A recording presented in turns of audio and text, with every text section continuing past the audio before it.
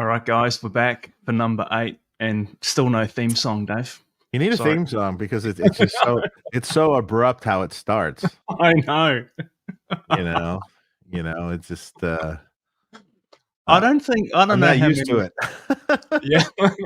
Well, your show is. I mean, you have the theme song, but I mean, I don't know. Like, if you look at Pete's live stream, he just starts, on, right? sure, but he should have one too.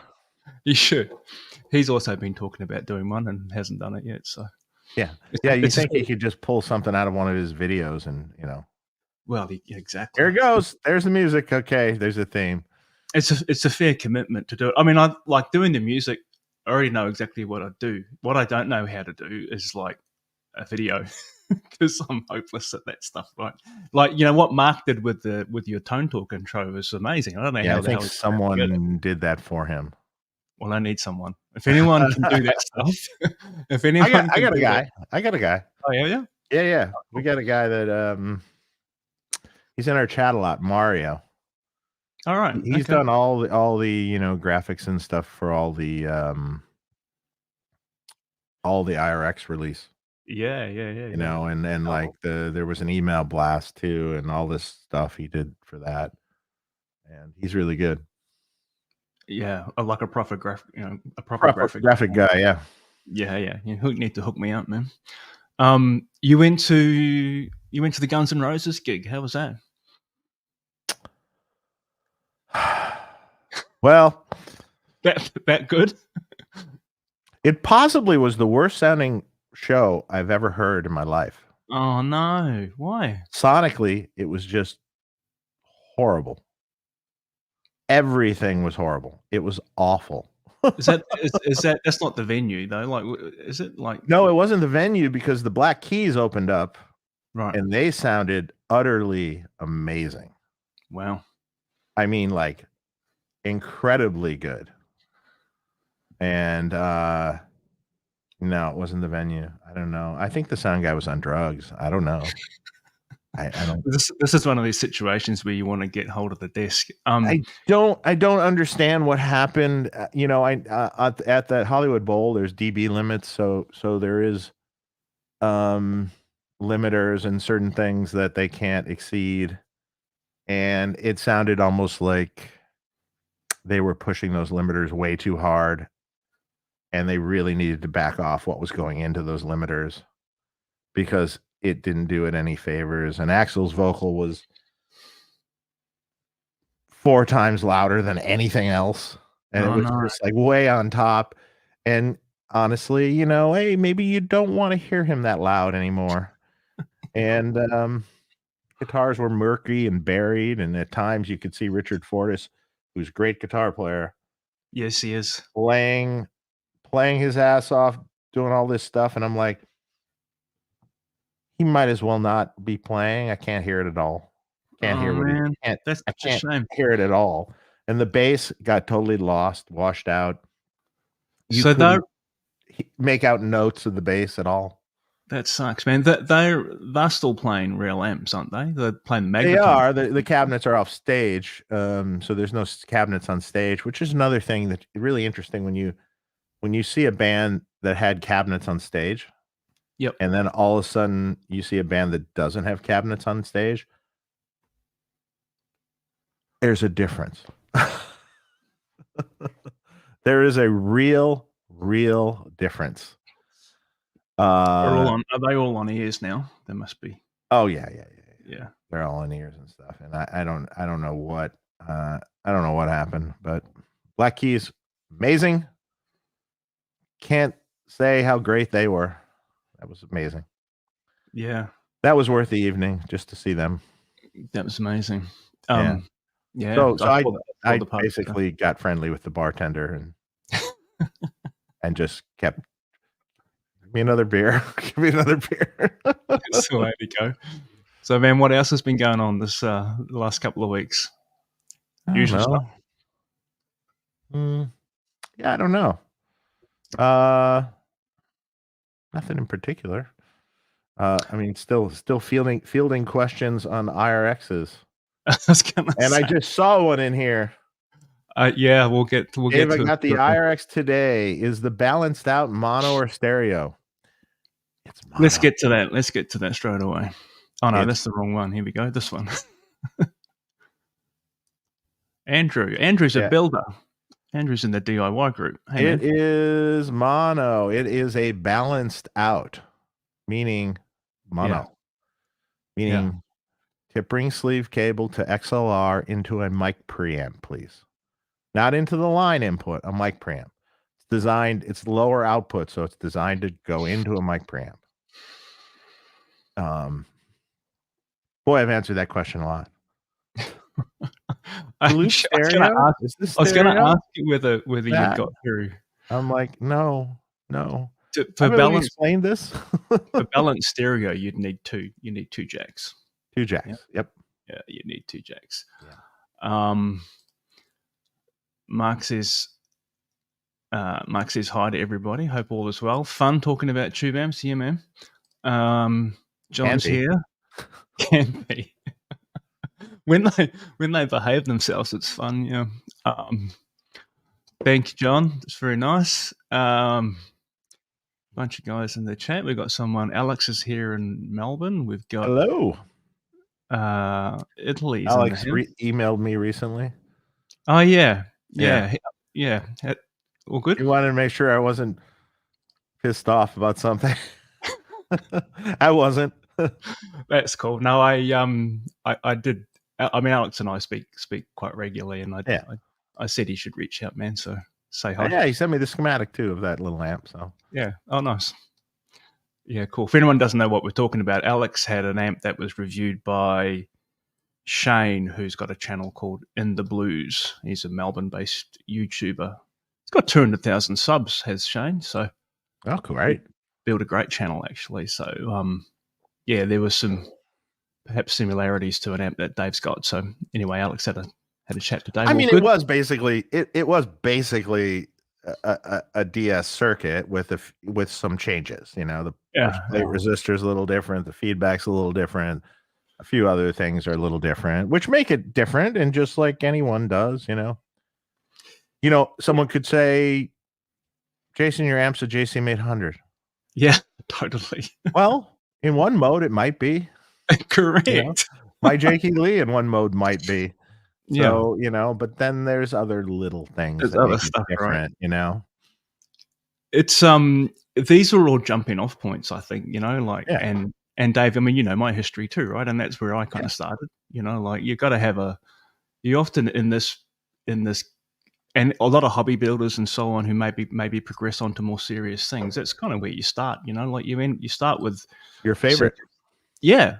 And that's kind of, you get inspired around that and then try and take it somewhere from there. So, yeah, absolutely. That's all cool. We got a question here, right at the beginning from Dustin. School me on Buddha amps. I think this has come up once before, Dave, but I can't remember how you answered it. I know.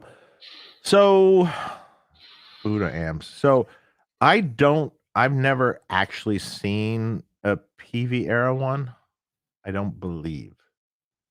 So I have no idea what they did or didn't do to them. So how that worked originally was the guys in Buddha were friends of mine, Jeff Bober, and this other guy, Scott Sear, at the time. And they made some cool little amps. This was pre-Super Drive amp that they did. And then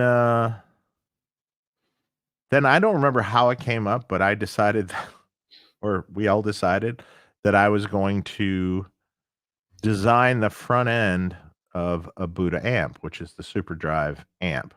Right. Their power section remained as it was. So just what kind of power section is that? Like a standard? It was a cathode bias. Cathode follower. So this was an EL84 amp at the time. This was a 30 watt amp. 4 EL84s, cathode biased.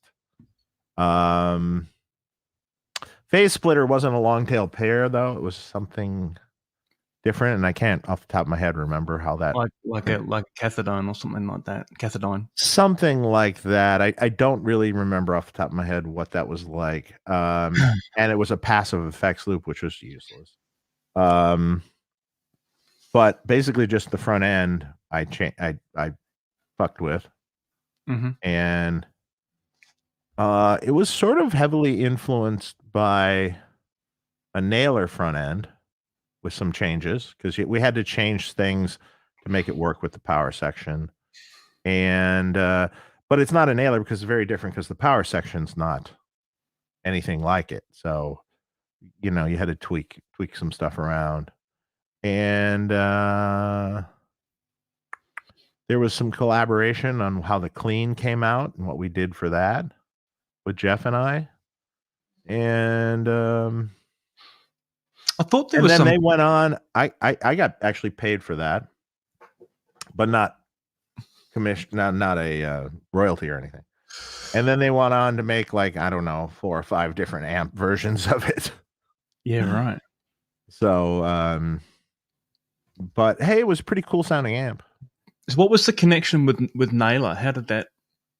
Well, I was really into Nailer amps at the time, and I had done work with them also. Yeah, at the time, the owner Kyle Kurtz, who was one of the original owners with Joe Naylor originally, but then Joe Naylor bowed out of that company, and Kyle kept it. So I was already involved with them a little bit. So, you know, I thought it was kind of a neat preamp circuit. And originally that was designed by Dan Russell. So who is a I think a great designer and kind of a madman. It helps in Detroit area. All right. Okay. Cool. So I mean, I can't really take credit, you know. There's that because that preamp, it's got a lot of gain, right? It's quite a gainy kind of. No, not necessarily. No, it's not any more gain than any cascaded to, you know, like 3-stage, like a Jose 3-stage thing. Yeah, it's the same. Probably maybe a little less. Okay. So it's not super high gainy at all. That's awesome. But it was cool. Very cool. We have got another question here. I'm sorry, man, but the IRX questions, there's still a couple here, so we'll get through them.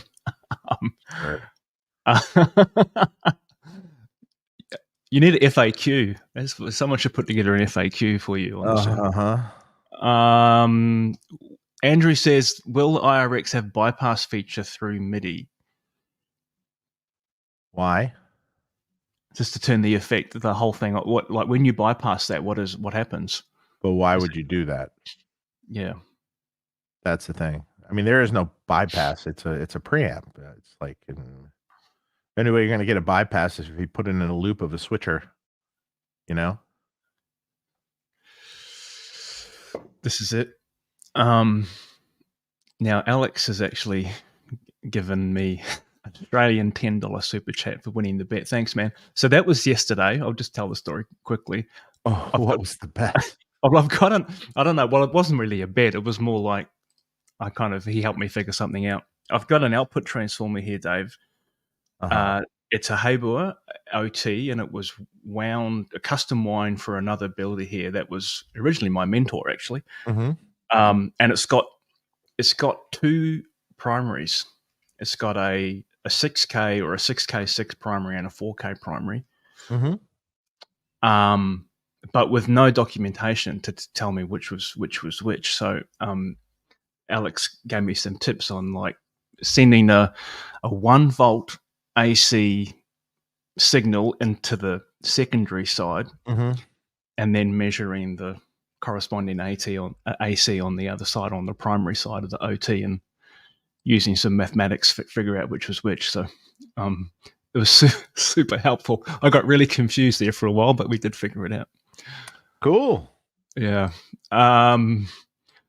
Wayne says, I remember on a Tone Talk a year ago that Jason was on. Yeah, that was probably a year and a half ago, I'd say. You recommend 3 amp builds to start with. One was a Fender Champ. I can't remember builds 2 and 3. Nor can I. Let's just say, let's off the top of my head, top of your head. Fender Champ would be, of course, the most basic of basic. If you really, need the most basic of basic, yeah, for sure. 2204, something like that. That might be 3. Okay. What would be easier? I don't know. Yeah, JTM 45. Oh no, that's about the same as a 2204. I think so. That's a good question. Definitely single channel. Single channel either. I mean, I would think there was only 2, but a Champ and like maybe then graduate to a Marshall of some sort. I mean, JTM 45 kits are very plentiful. Yeah. You see a lot of those. I think if you manage to build, or how about Bruce Egner's kit that he sells now? There you go. That's a great idea. That could be. Is that a single channel amp, Dave, or is it? Yeah. Has it got relays in it? No, it's a single channel amp, and it just has, It's got like DC heaters and all this kind of stuff going on. Yeah. That would be a good number 3. Switches and stuff to do different things with it. It's kind of a good basic platform, and then if you know how to change some things later on, you can change the circuit. It's I've done that for some people. It's cool that he's doing that as a kit now. That's it's a nice little PCB down the center. It's nice and neat. Because there's not a lot of those full amp kit. I mean, like there's amp kits that you can get, but they're always for the old, JTM 45 or 800 JTM 45. Yeah, nothing kind of a bit more modern, Gonzalo, on that amp kit thing, you could also start, if you're really, really basic, you could start with a pedal kit. Yes. And then move to the Champ, and then graduate to the bigger, the bigger thing. Did you? So a lot of people, a lot of amp guys' pathways, hobby builders or whatever profession, have gone through pedals. Did you ever do that? I didn't. I just went straight to amps. Yeah. Straight to amps. Yeah. Couldn't be bothered. Straight to changing values in amps that existed already, and then, yes, yeah. Oh, okay, this does this, and at Bruce, what? I remember telling you my story. Yeah, I remember telling you my story of how my very first amp I modded was a PV Classic 30, and you said, "Oh, I'm sorry." Yeah. I like that amp. I actually like a PV Classic 30. I think it's a pretty good amp, especially if you put a Celestion in it. Yes. I think it sounds cool. You gotta have that mid boost thing on though. That was all the old. I don't know if it's still around. But taking it apart, it's a nightmare. It's that U-shaped with all the connections in between that they always break. You have to make sure you don't break. Pain in the ass. In fact, when I had James Brown on Tone Talk, I was like, "You didn't do that, did you?" No, I take no responsibility for that. I was going to say, was that his amp? He could have used those same connectors that are in the 5150. That would at least have a little bit more flexibility in them. We've got this question here. Gonzalo says, "What's up, man, dude?" Hi guys, is there a safe way to Variac internally a Plexi so you don't need an actual external Variac? You change the power transformer. Yes. One that has a Variac tap. Yeah. No, not really. Not really. There's kind of like there's kind of power scaling circuits and so on that are out there, but they never sound the same to me. Part of that sound is the heaters dropping. Yeah. That's the thing. We had this conversation. So I remember talking about whether if you dropped the DC voltage, if you got DC heaters, whether it has the same tonal effect. I think the last time I asked you that question, you said, I'm still testing. That's a good question. I got it's different. Yeah, okay. But yes, dropping it still changes how it sounds. Has an impact. Sure. Yeah. How much you drop it because the DC scales, it winds up being a little different, you know, like, so if you have 12 volts, like in the Plexi I have, so it's 12 volts unregulated. So it's, you know, roughly Okay. 12 volts. Actually, it's a little under 12 volts. Okay. And then when you So drop it with you've just smoothed it, like you've got it smooth as, but not three capacitors. just no regulator. Yeah. 3 in series with very small resistors in between. Okay, I nice. stole that from Marshall Yeah, cool. because I What think they amps they do do that that in in? the 20 watts, 347 mic caps. So it's way filtered. Yeah. Nice. But then you if you drop it with a Variac switch, which I have a power transformer that does that, then it drops. I can't remember what the voltage it drops to. So it drops more technically than AC. So like if you're at 6.3 volt AC and you drop to 90 in the Variac, it's 5 volts ish. You know, it drops a volt, basically a volt, maybe a smidge more. And on the DC, it drops from like 12 to like 9. So it drops a little more. Yep. But when you think, you know, it seems to work. But I played with the voltages a little bit, raised them up a little bit, dropped them a little bit, and there seems to be a sweet spot in there. You're like, you raise them up, you're like, oh, I don't like that. Oh, get it down. So, and then I compared it to the original amp.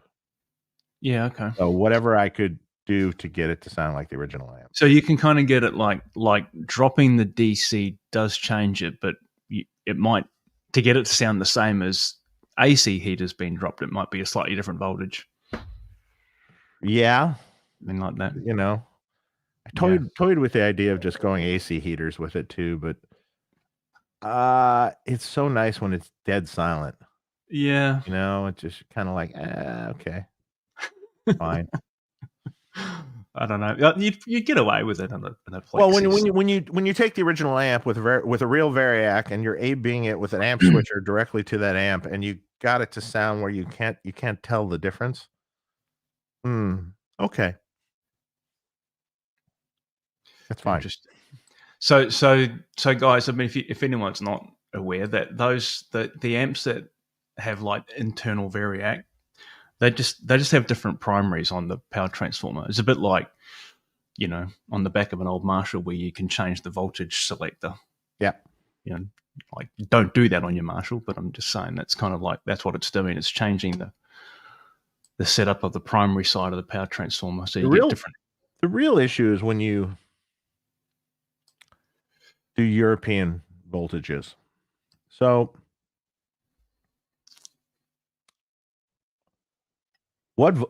tell me what voltage is every country? Well, I can tell you that. Well, there's what's supposed to be the voltage. Well, I found out because someone alerted me to it that Australia had apparently signed on to the EU standard of 230. There's no way we're 230. Like it's 240 here all day long. Yeah, it's 240 minimum. Minimum 240. Yeah. And I also found places in England too. I had a tech from England talk to me about this. He goes, like today, it's 246 in my shop. Yeah. You know, that's pretty normal. I've heard other figures, but it's not anywhere near 230. I've heard 236, 237, but not near 230. So we always set the amps at 240. He was suggesting in some countries have a tap that goes like 245, so the voltages would, you know, for the when it's high. And I'm like, okay. You know. Well, it's the same. I guess it's the same as like respecifying your. So think about the Variac though. So you can't go too low. You know, and if you're going to drop at 30 volts, so what if the amp set normally for 240 volts, but you're in a country that's 230 volts. So then you drop it another 30 volts and you're dropping it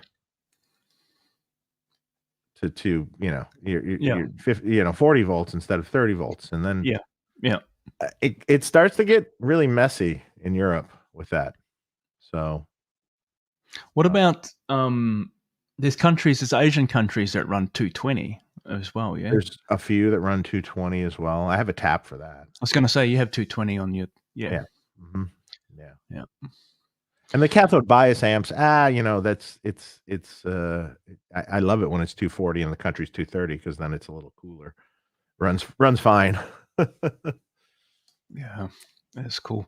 Ashley's saying it loves his new IRX. That's cool. What do you think of the new TC2290 Delay? I don't Yeah, know. I haven't had a I haven't chance heard yet. it. I did wonder whether I don't know. I saw it and I thought that's awesome, but I wonder whether they got the idea from the re-release of the SDE 3000 in pedal format. I think that was in works for a long time. I don't know. The funny thing is people looking at it, like I see people comment on it and like, oh my God, it looks so complicated. I'm like going, looks really easy to me. It looks easier than most stuff to me because it's all there's no menus. It's all right there. It's Yeah, just like, oh, delay time. Okay, great.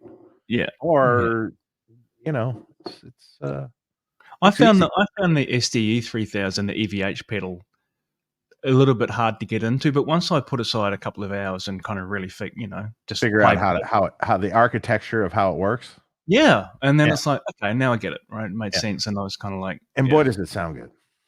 man, it's awesome. And I've said it before, but that noise suppressor circuit in there is Works great. it's awesome. Yeah. Um, It's triggered off the input signal. yeah. Yeah. You just got to be careful, like, because those things, of course, can introduce the good old ground loop Oh, yeah. situation, Yeah, right? Because yeah. you've got if you've got your delay in the loop and then you're triggering off the input, of course, you're going to get a ground loop situation. But That's once you why take we care of include that, the ground lift cables with it. yeah, 3 of them even, Mhm. not just 1, 3. Couldn't Yep. believe that. That's I know like this was an argument, but yeah. finally Yeah. someone released a device that's meant to be before and in the loop of your amp and included isolation Well, with it. if they were really smart with it, they would have included, an isolation transformer off the line that goes to the send, the Yeah, end of the amp. where you could, and on a switch or But something like that, they could. Yeah, no one it's ever another wants to put the transformer in because it costs too much. Yeah, so takes up too much space too, probably. yeah, that's true. A lot. Yeah. Yeah. Andrew says, "Thanks for the super chat, buddy. Hey Dave, still loving the Be100 Deluxe you made me during COVID. Back in Aussie now, and it still works upside down."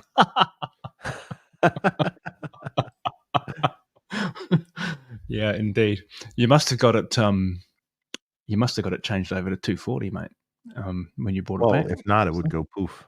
Yeah, it would go poof. Which is At least easy to do at least on the Dave's fuse amps, would blow. because that JEL 100, I can't point to it. There it is. Yeah. I actually bought that from a guy in the States and converted it to 240 myself. Simple job. Oh, yeah. 'Cause Super easy. yeah.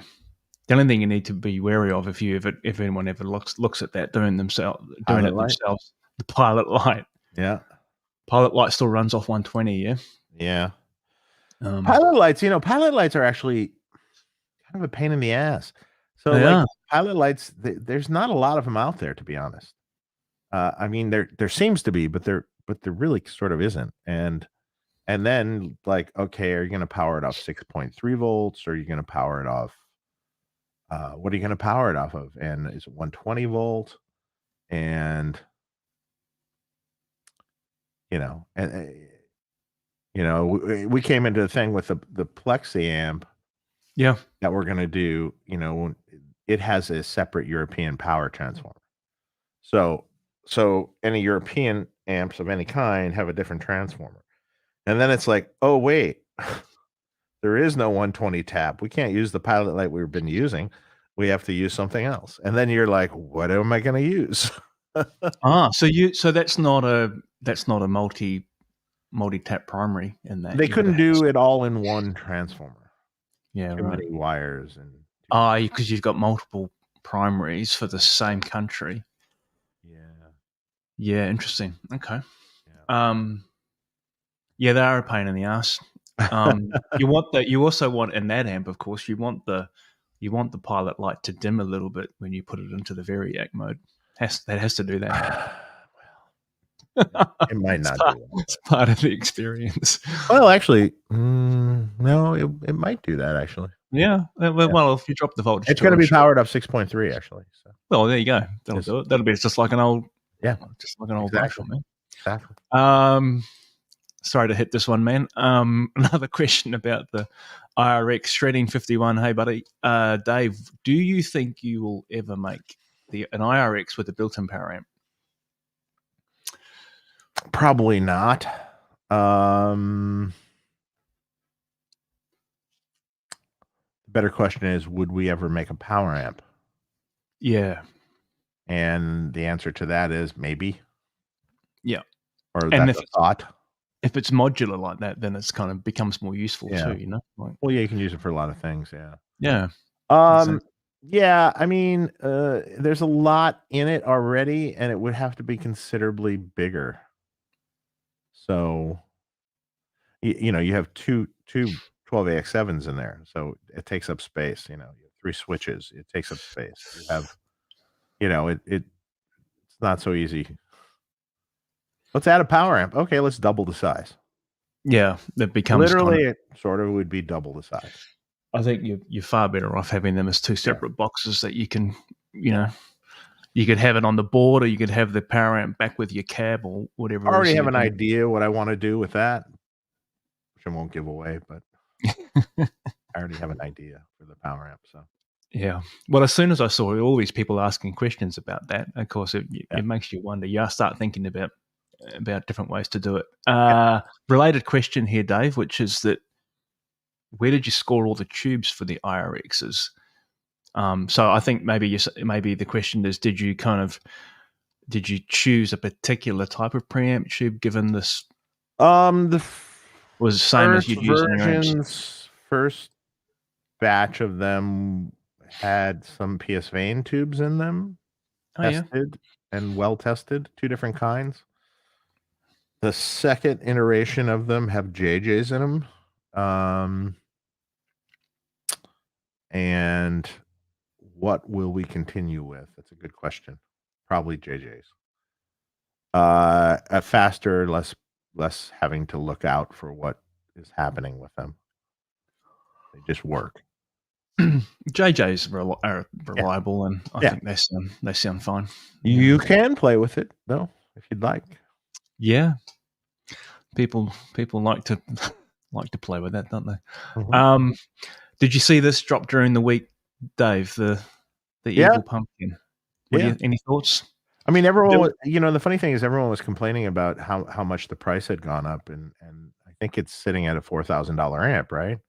Yes. I mean, it looks like a $4,000 amp. I mean, it's multiple channels and it's MIDI and it's all this. It looks like a $4,000 amp to me. I don't know. It 100% looks like a $4,000 amp. And if anything, I thought it would be more expensive. I actually thought that was a pretty good price given the price of some of the other things he's done. Yes. Yeah. Yes. This is way more amp than some of the other stuff. I don't know. It's not as easy and as cheap as you think to build things, you know. I mean, okay. No one ever takes into consideration, you know, it's not just the cost of parts. No, it's just not. This was built in the straight edge factory, the guys that do Victory and all that stuff. Yeah. You know, so it's not offshored to a low cost center or whatever, right? That's I mean, maybe parts of it are, but you know, like it's still largely built in the UK, I think. Yeah. You know, but you know, it's not just the cost of parts. You know, that's the thing I always tell people. You know, there's people that work at a company, and you know, there's people that are, you know, like at Boutique. You know, you have Todd, our production manager, and you have other techs, and you have the people that box the stuff. You have the people that put them in the head shells. You have, you have an accountant. You have outside marketing and video shoots. Do you know how many video shoots we did? You know, we had a million for the IRX. Yeah. You know, but that all cost a lot of money. It does. Hey, I've got If a you're question. one person in your garage, okay, that's maybe a different scenario, you know. But Yeah, I actually think, man, I thought, because I saw a bunch of that commentary on the internet about that amp and people expecting it to be $3,000 or something. I thought there's no way that's a $3,000 amp. no, I thought 4,000. Yeah, and particularly given the history with Fortin and some of the yeah, how prices. much is a Meshuggah or whatever? I mean, you know, Yeah, that whatever blackout the one or last whatever. ones you've Like, it done, was like, just like these were $6,000 plus or something, weren't they, or something? I yeah, mean, and this amp's like got way more. it's a bargain. Yes, I think it's a bargain too. Don't buy it. Buy Dave's amp or my amp. But anyway, that aside, Buy all of them. yeah, buy it. That's it. Buy all Buy of them. all.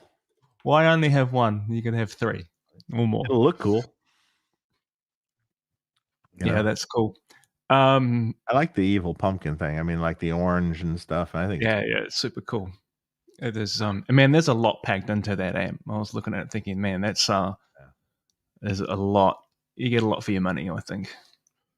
for sure. Yeah, I think this was a comment about the we're talking about 800s before. The Be100 Deluxe can be 800ish too. Frequency on the left, response in the middle, C45 on, gain structure not down, more JMP2. Relatively close. Yeah, but that is all correct. Yeah, C45 for sure. so if you have the structure down a bit, yeah, you know. Yeah, because that if you knock that structure down, that gain stage becomes a bit colder, doesn't it? So it's kind of the only thing you're not really getting is sort of like the effect of a bright cap. You know, as if you turn the gain knob down and you get that bright cap effect.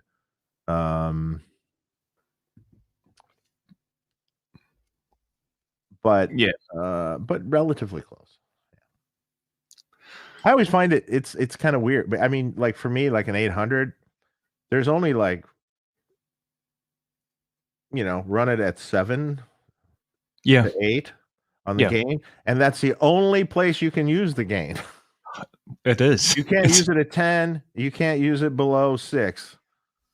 You know, it's impossible to use because there's no, you know, there's no a bright switch, cap switch or anything, you know. And so those, I mean, it's one sound. A little bit like a Plexi can be too, right? It's like, I mean, with a, you know, the big 4700 picofarad bright, it's like they were kind of one trick. It's the old saying, right? One trick, but man, it's a great trick. That, sure. Yeah, you know. What's really fun is if you ever get yourself a capacitor decade box. Yeah, I don't have one of those. And then I have one. I was doing it on something today, and to click through, you know, like set the gain pot, let's say at 6, and click through all the capacitor values one at a time, and it's like, aha, I see, you know. And 4700 is actually relatively fat. You know, sounding, you know, like when you start getting into like 500 picofarad or something, it's got a real mid-range push, you know, really in the mids, like high mids.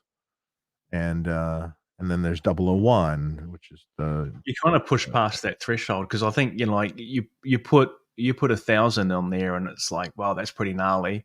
You go up to like 2,200 and that's just insane. But then when you push beyond that, it starts to then broaden. Yeah. Even 500 picofarad is kind of cool if you want kind of a mid bump, as long as you don't have it too low. You know, it just adds a little bit of a push in the high mids.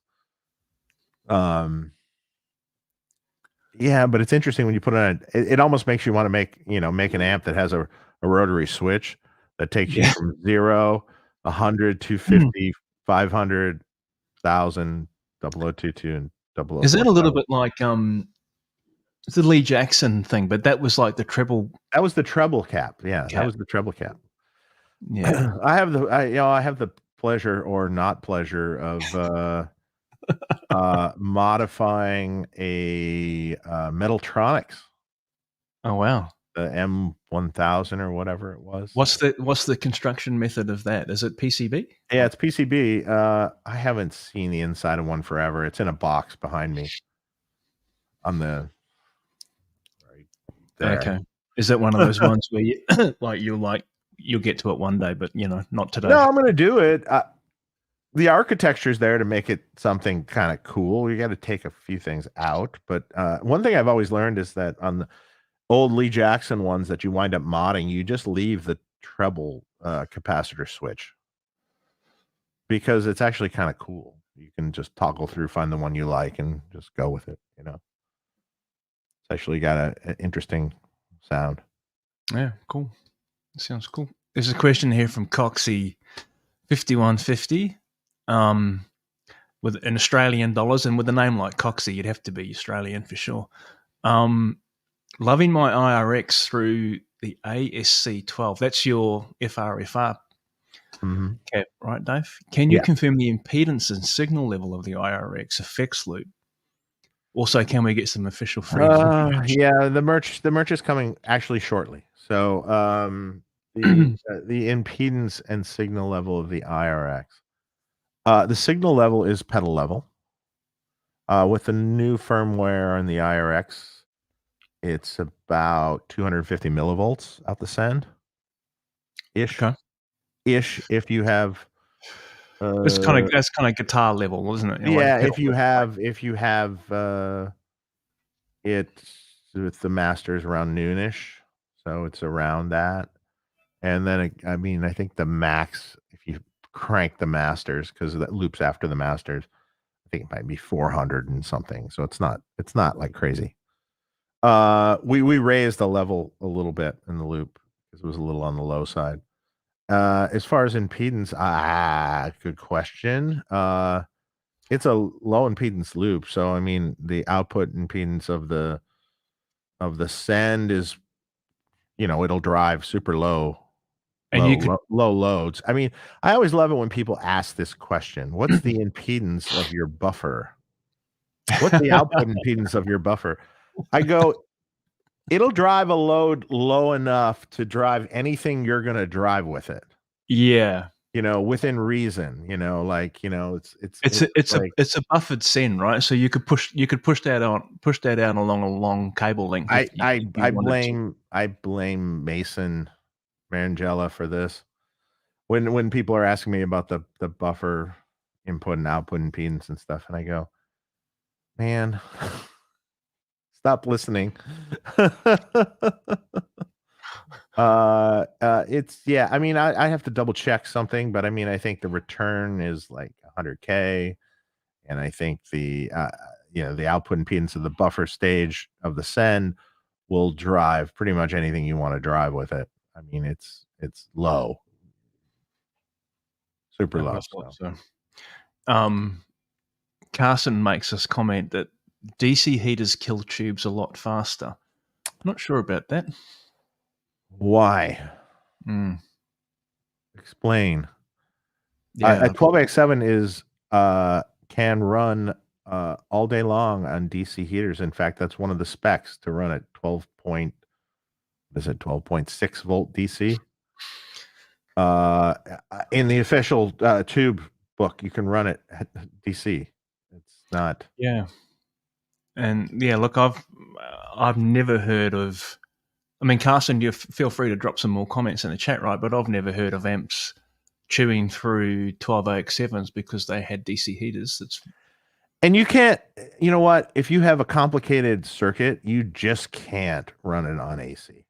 Yeah. Sorry. You just can't. Not without some form of noise. And don't tell me you can make it great and perfect, because it's not true.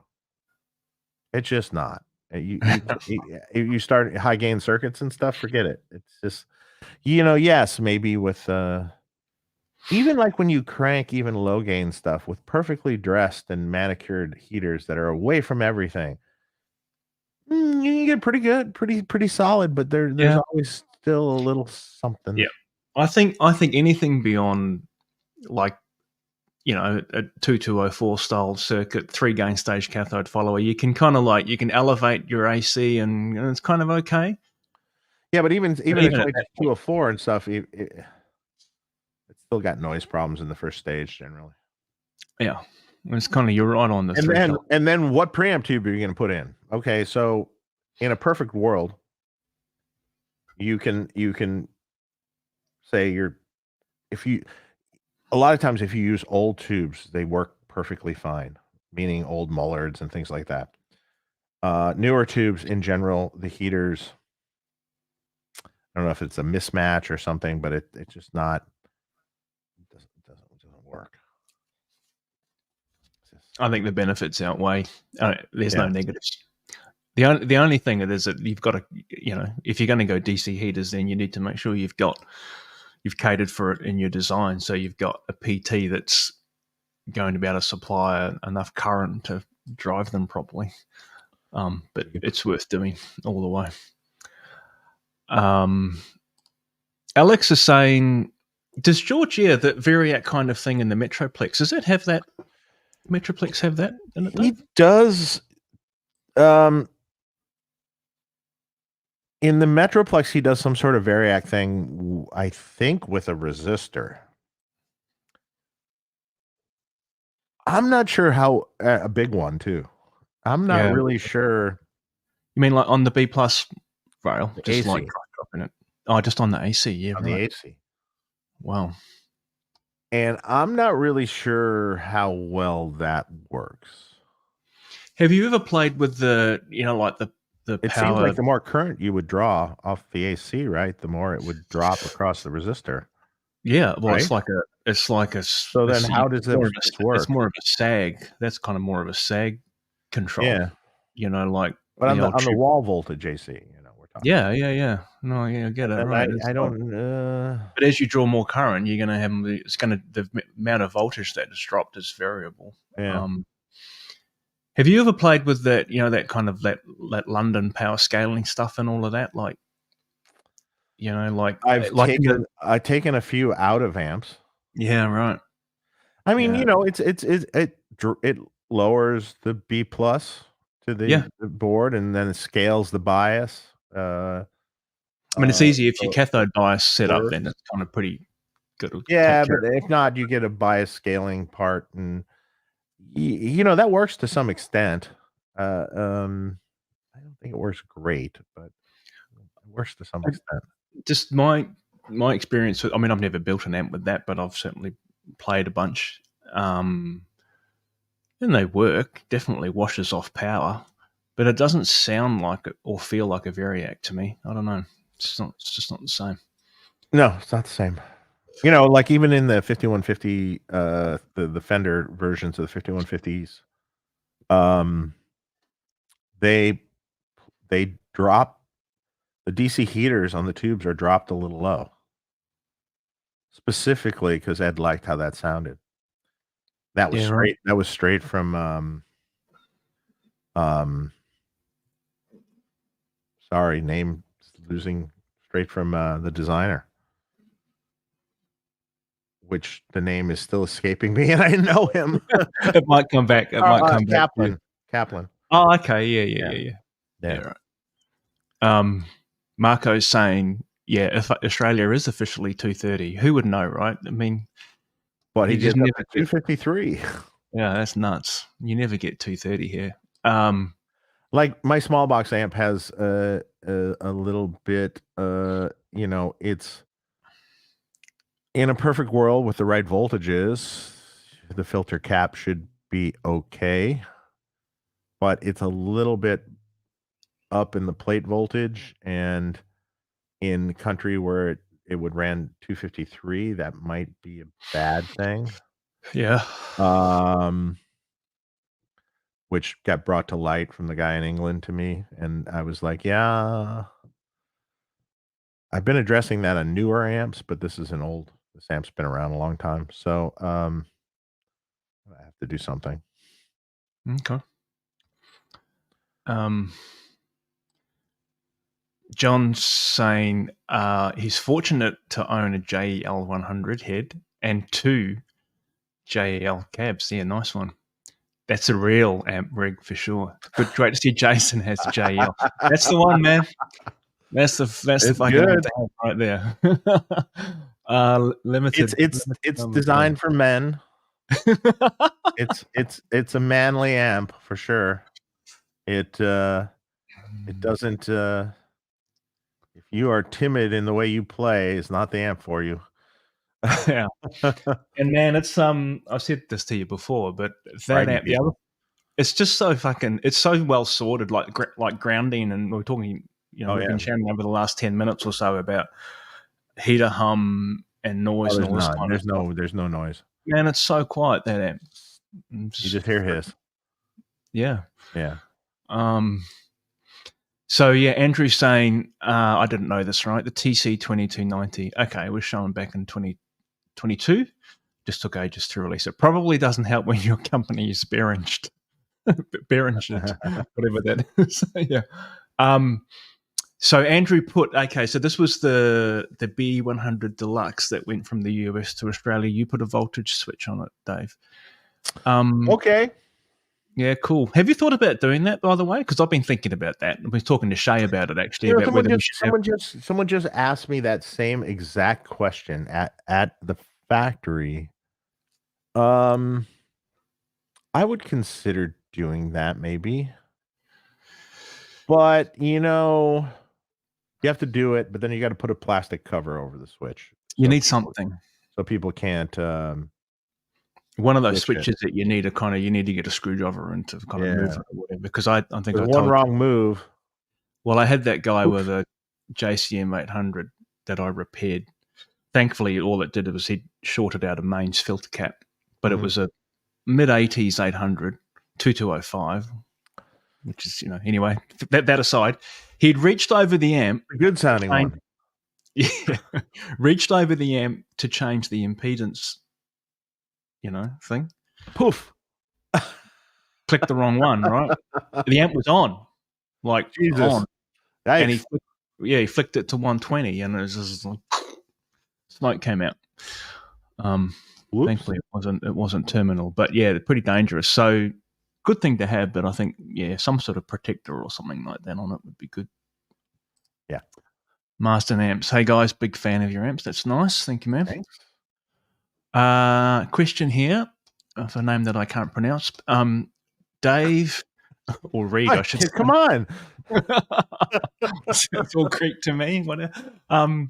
Dave, I know you worked on Adam Jones's, till we know who Adam is. A long time ago. What mods does he have? So this is the old it's a super bass converted to a super lead, isn't it, Dave? Yes, it's not really a super bass. So it's a late 70s square switched super bass originally. This is from memory now. So it had both output couplers for the first stages were 022s. Okay. Both bright and bass. I had a 0.68, 2.7K. I do believe across the 820 ohm of the third stage, there was a 0.68 added. Yep. Not stock that was added in. That wouldn't have been on a super bass. I could be wrong, but I do believe the Presence was the newer style with a 0.68 cap, not 0.1. I'm not a fan of the 0.68, man. It can be good.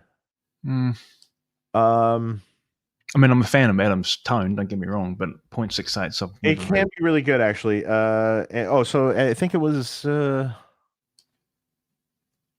something about the negative feedback. I think it was 100K feedback resistor. I think it was 100K off the forum tab. That's what I want to say.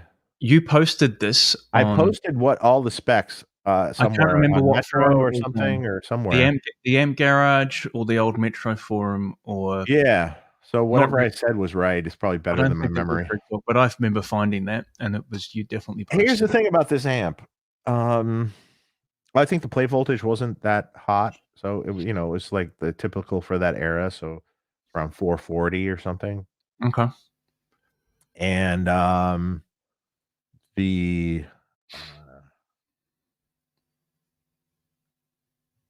he used a jumpered, I do believe, on the front. All right. And I'm pretty sure it might have had the bright cap. I can't remember that point. On the really early stuff, this is the only amp that he I had used. tubed it, and I had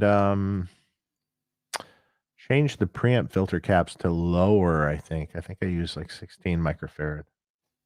Okay. And it was cool. It really sounded. That amp in its state sounded very Van Halen-y. Yeah, right. When you cranked it up, it sounded very Van Halen-y. It was oh, and we had to bias it. I remember this. It was so kind of hot in its gain. I don't remember all the details. I wish I would have all the details. It was so hot in its gain. It didn't like being biased. It needed to be biased a little cold. And I think it was like 25, I think is what it was biased. Oh, wow. So did this thing have a 4700 picofarad bright? I'm not sure. I don't remember. But he ran it pretty hot, like volume. Not all the way, but when I was testing it, it was all the way. I had it cranked up. All of a sudden, and it was very much that, what I would call that Van Halen school of sounding thing. It sounded very much like that kind of thing. Yeah. Sounded wicked. It's really good. I remember that. It sounds yeah, well, man, it's certainly been recorded a lot, that amp, and it sounds pretty cool. I mean, I think all the really early stuff, he just had that, didn't he? I think I put JEL34s in it at the time, Chinese preamp tubes, at the good ones at the time. Yeah. Yeah, I just remember the thing about the bias, which I thought was, in other words, the amp was a little not stable entirely, Sounds cool. Any comments on Cameron amps, Dave? Worth the hype? Well, what Cameron amp? Yeah. No, I mean, there's many Cameron amps I've heard that sound really great. Sound really great. A lot of Cameron mods. It was pretty much when Mark would let's talk mods, or even his own builds. There was no consistency from one to the other. It was whatever parts were laying on the floor or that he had at the time went in the amp. So, I have that value resistor. Okay, yeah, it's wire wound, but but the last amp was carbon. Okay, I don't, whatever. This is where you see stuff where he's actually got two resistors and put them in parallel or whatever. There was a lot of surplus stuff going on. Just kind of like, I need this value, so I'm going to wind these two together. And which is it's fine if you're modding things. In a production amp, it gets a little weird because they're different. They're all different. So yeah, I mean, they're basically takes on Jose versions of Jose's. Almost all of them were the pre-tone stack master take on the Jose, which is and Fortin was sort of the take on the Cameron. Yeah, and Jose, and then there was just different ways of doing different things. I mean, the interesting thing Cameron did, who was probably the first person I saw do that, is he put a three-way bright switches on the first gain pot and the second gain pot. Yep. Which actually makes it much more versatile, Very much so. In how it's done. And then the negative feedback circuit he used, the resonance circuit and stuff, which I do believe it was gotten from Bogner. Okay. So it's not his. It was gotten from Bogner. He used to work at Bogner. Because an Ecstasy, if you look at an Ecstasy, it uses a 500 picofarad. Yes. Cap, with a huge resistor, like they switch in like a 1 meg resistor, with the 500 picofarad cap or something. Yeah. Versus another value. And he likes that value. I don't know if I love that value. No, well, it's kind of in the mid range. Yeah, I was going to say, because it pushes right up into the lower mids, doesn't it? So, and then there was a way that Cameron did so you could switch a fatter version of it, but it never got too fat. It was always like another cap partially bypassed with a resistor. And it worked well. I think it worked well for that circuit. Yeah. Doesn't work that well for other circuits. Because he had he did a lot of those, that kind of Aldrich mod 4-gain stage plate fed tone stack. But I don't know whether did that ever become a production amp, Dave, or was that just a mod that he did? Well, no, it sort of became a production amp. The Atomica amp was sort of a version of that. Okay. We've got a question here about chokes. Are chokes necessary, or can their purpose be achieved another way? Forgive my ignorance. I'm just learning about them. Thank you. Are they necessary? They're not necessary. You can use a resistor in place of it. It sounds different. Yeah. But then again, I've heard lots of I've modified. I think Bruce's seminar amp, 50 watts seminar amp, doesn't have a choke. Okay. How many watts is that? That amp? This is the 50 watt one I'm talking about. And I've modded a couple of those for people with really great success, and I just left it that way. And I thought it sounded amazing. So, I don't know. I've never actually sat there with a switch. I've certainly added a choke to an amp that didn't have one. Yeah. Like a DSL 100 or some crap like that, and it improved the amp. I thought it did. There's a feel thing to it as well. Yeah. Like it's not as saggy and it's kind of a bit more bounce. I think they're worth having, and anything that's 50 watts or above, I think they definitely make a difference. Whether it's the difference you want is the question, Well, the 5150s don't have chokes, right? Well, the PV era 5150s, people love them. You don't have to have them. Dave says you're a fucking legend, Dave. Just nice. Farking. Cool. It's a farking legend. Well, I translated it. Lou says, hit the like. Yeah, man. Hit the like. Lindy Freyland did a video, apparently, a while back with a decade box showing different cap values impact on tone knobs. Yeah, that's a similar thing. I need to get one of those. Where did you get your decade box from? Oh, man, there's old stuff that I have, like really old vintage decade boxes that are really cool. I went hunting for one the other day, actually, and I didn't have much luck. You might be able to find something on like eBay or something where you get an old vintage one. Yeah, that'd be it. Because I was kind of hunting around. Really burly. Like I have a couple of them, and they're like big binding posts that you can hook clip leads up to, or some other wires that you've like banana style wires or things. And it's kind of fun. It's kind of fun when you can instantaneously hear what you're doing. You can make them. Just a rotary switch. And posts. And, but I mean, with all your extra time, I'm sure you have, doing something for yourself, I'm sure is first on the list, right? Fucking A. I still haven't put a 4700 picofarad bloody bright cap in that JEL. Yeah, and that's so easy. We've been talking about for about 3 months. You know what I am going to do though, man? I actually stuck it on my list. I thought, I'm fucking going to do this. Is do a little board for that switch mode power supply. Yeah. I'm going to do it. Fucking, you wait. It's going to happen. Joe's also saying, the power scaling. Yeah, I got a Sir Badger. I've had a couple of those actually. Power scaling, it definitely works.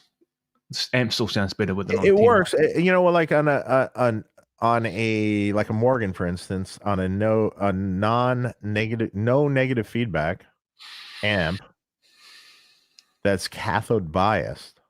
Yep. You know, it can work pretty well. There's this little circuit you can do on a 100-watt. Bruce Egnator a long time ago showed me this little circuit you can do with a 100-watt Marshall. So a 100-watt Marshall that has, you know, the 4 filter cap kind of array, you know, the mains in series with the center tap. Yes. Going to the center. Yeah. There's a way you can wire a rotary switch so you can go 10, 25, 50, and 100 watts. So 50 watts is 2 tubes cut out. Okay.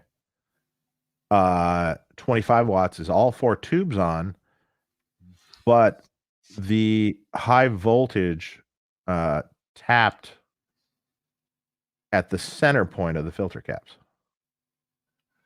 So let's say you're getting 500 plate voltage. Let's just say you're getting 500 plate. So it's 250 in the middle, or some rationale about that.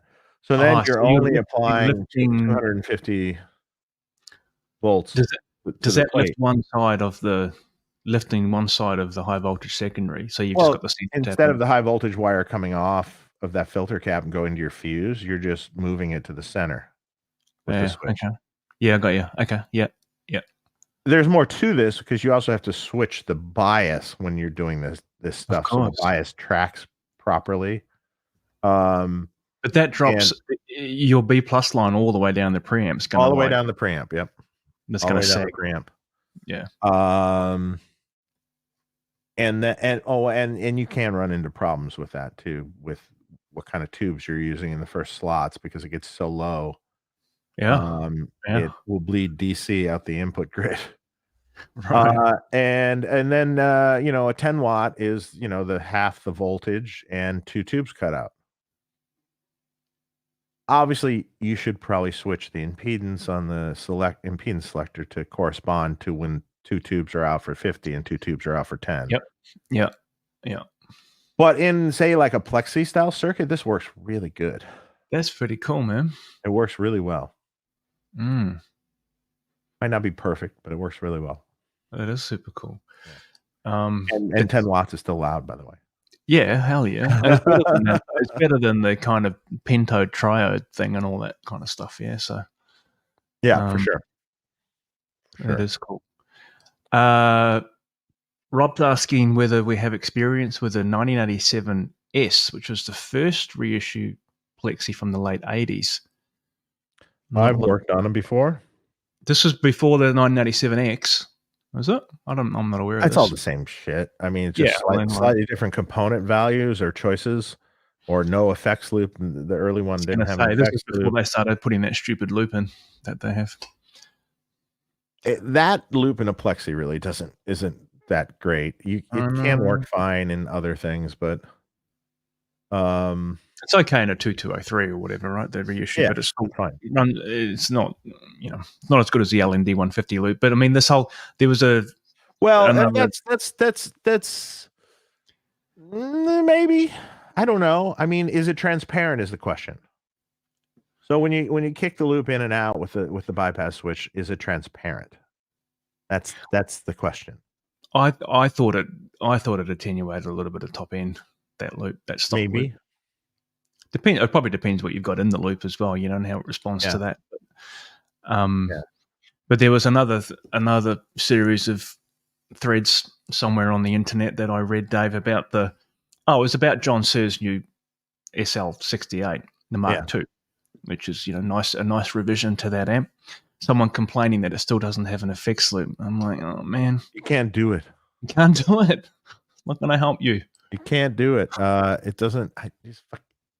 If it's a vintage style amp that you're distorting the phase inverter and power section of the amp, you can't put an effects. It's like, do this. Take an amp, just a regular amp, and put your delay in the loop, and then put a tube screamer after it and turn it on. That's the kind of sound you're going to get. It's not good.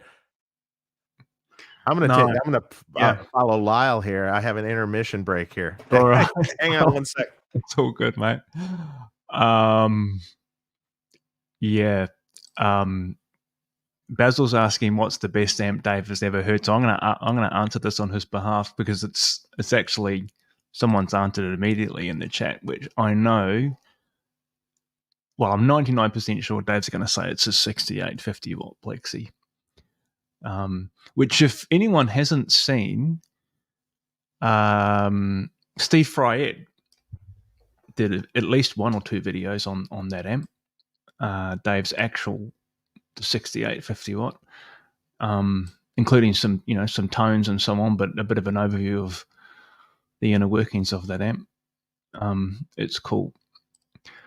Yeah, Burke himself says also not a fan of the 68.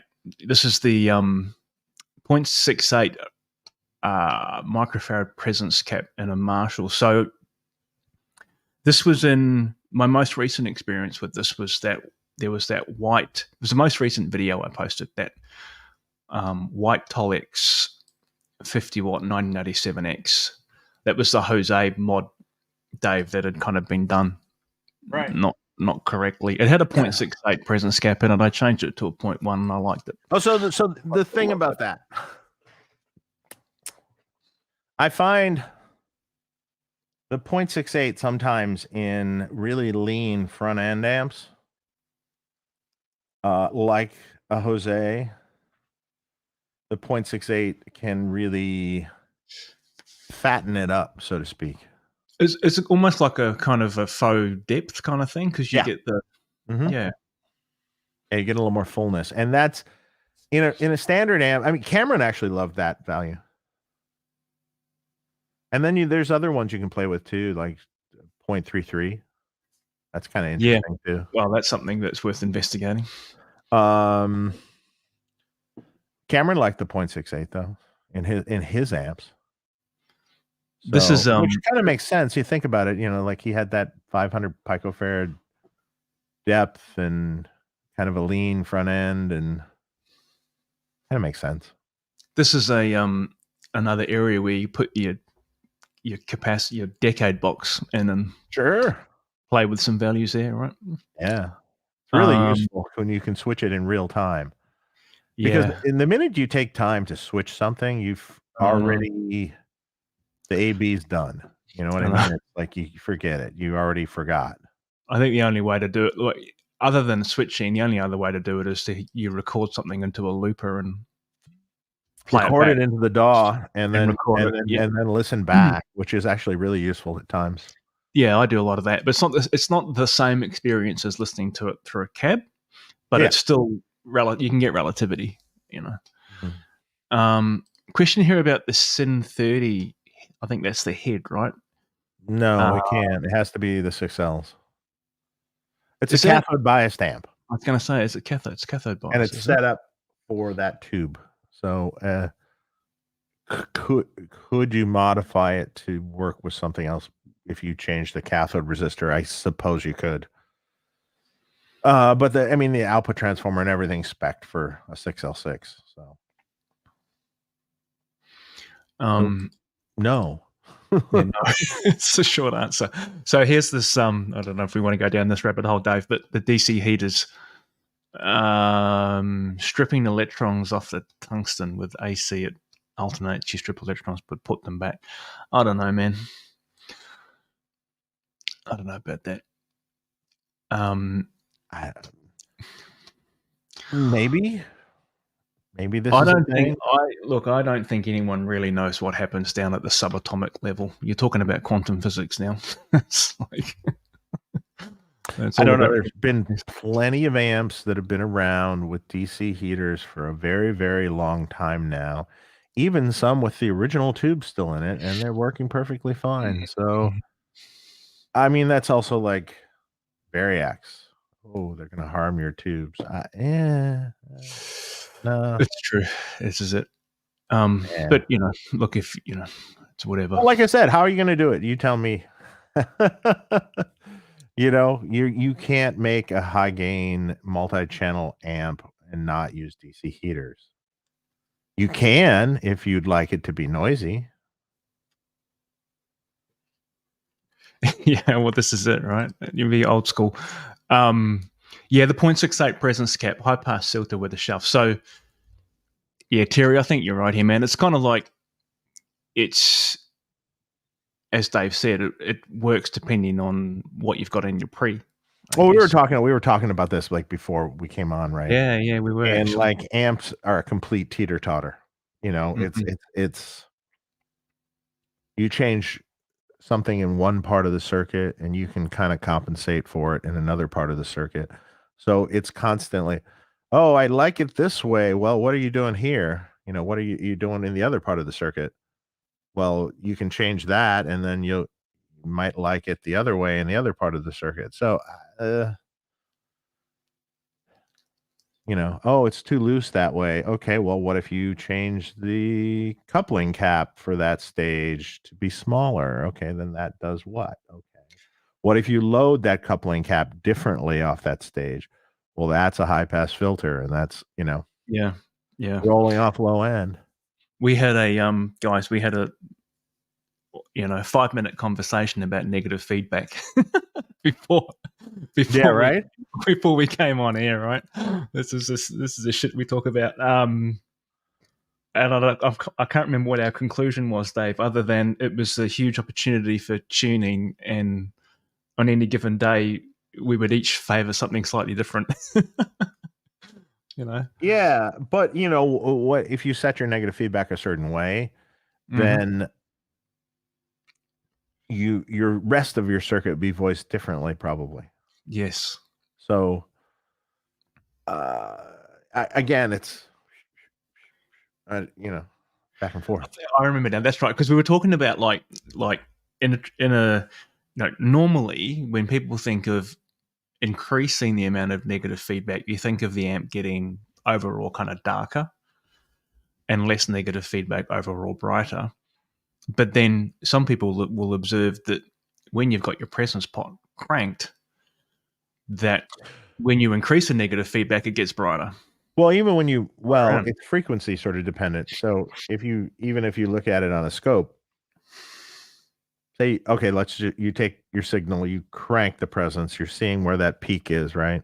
Yeah. So as you decrease the amount of negative feedback, the peak starts to get wider in the middle and towards the bottom. You know, it gets wider. The frequency is starting to go more into the upper mids, which in turn makes you think everything's brighter because it's louder and it's more pushed in the upper mids, which in turn your ear hears as, hey, it's brighter now. It's not really high end though. You're starting to go into the mids, and the more, right. You know, like if you can see it right on the scope if you crank that, and you can see what happens, how wide it starts getting. It's interesting. Wow. Definitely a huge opportunity for tuning. But then again, you can also, you know, like the value of capacitor you're using too. Changing that value will also change what that presence is doing, how wide it is, so to speak. Yeah. How much into the mids it is. This is because this is the thing, we actually mentioned this too when we're chatting, that, you know, Mark actually put a post up on his Facebook during the week about how guitar players, and I think we're probably to some extent all have done this at some point, guilty of just wanting to have all the knobs at midday. Yeah. You know, like not actually dialing the amp in with your ears, but using your eyes instead. And this whole thing about where the presence pot is, you know, if you're putting an amp out in large numbers like you do, Dave, you kind of got to think about, well, how are people going to dial this in? Not necessarily where they could dial it in, but where will they dial it in, and then voice accordingly, you know? Yeah. But don't be afraid to turn knobs, essentially. Yeah, crank it. If the sound you like is that presence on 10, and put the presence on 10. It's no fine. harm. I like the presence on 10, but I like the treble down at like 3. Okay, that's a sound. Yeah, That's fine. do it. You know, Absolutely. listen to what it's doing when you're doing that. Listen to how it's reacting, and what sound you get. For sure. Troy's asking about the Marshall 9000 series power amp. You remember that, Dave? That was the big 4-space. Was it the 4-space one? 4 rack spaces before they brought out with the gold kind of ones. It was the No, I know it well. Oh, you mean the 9000 series before the gold one? Oh yeah. Or the one before the gold one. You know, it was kind of like it had like a charcoaly black front, and I think it was 4 rack spaces. Yeah, I'm not sure if I ever have looked. I've never looked at them either, schematic wise, but on reputation, I hear that they were very good. I remember it.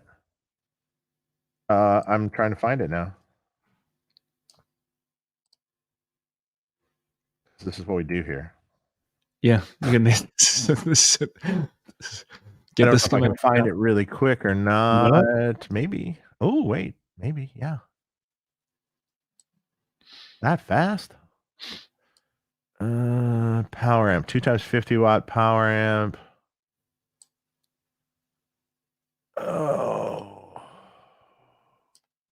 Oh yeah. Oh, that's weird. Wow, that's. How does it look?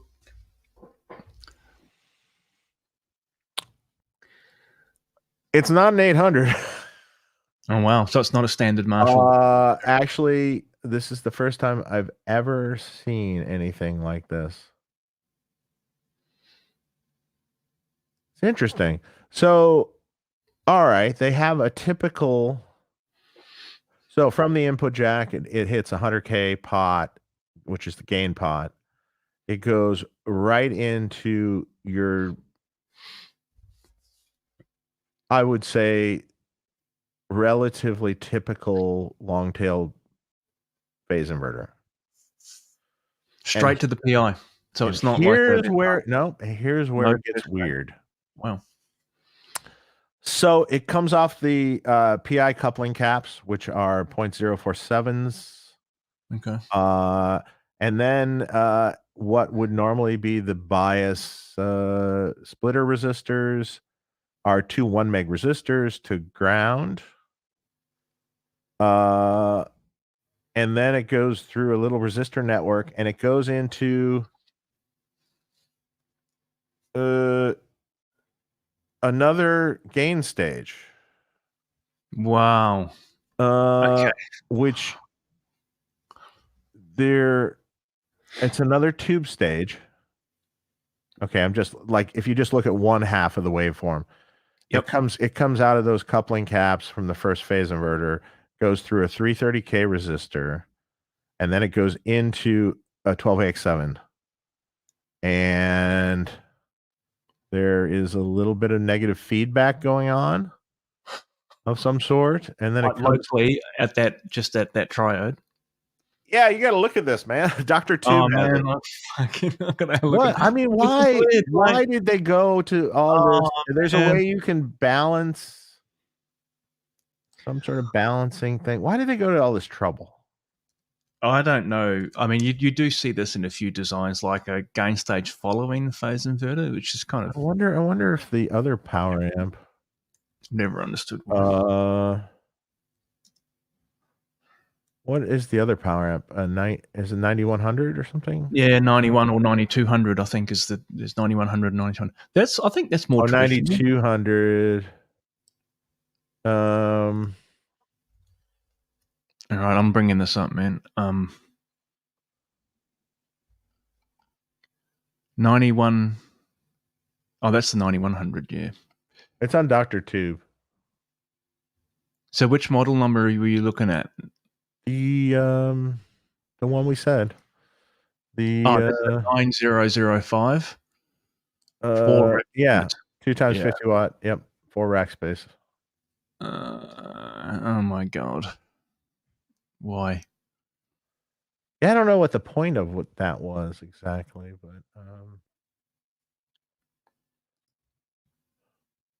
I mean, it I would think be the other one is it just is weird. The later one, the 9200.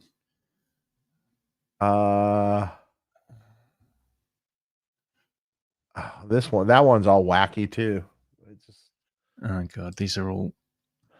I don't know why they went to so much trouble to make something that was essentially inferior to the easiest thing they could possibly make. So it's not a 800. So No, it's not. That's not the famous Marshall power section that we know and love. That's for sure.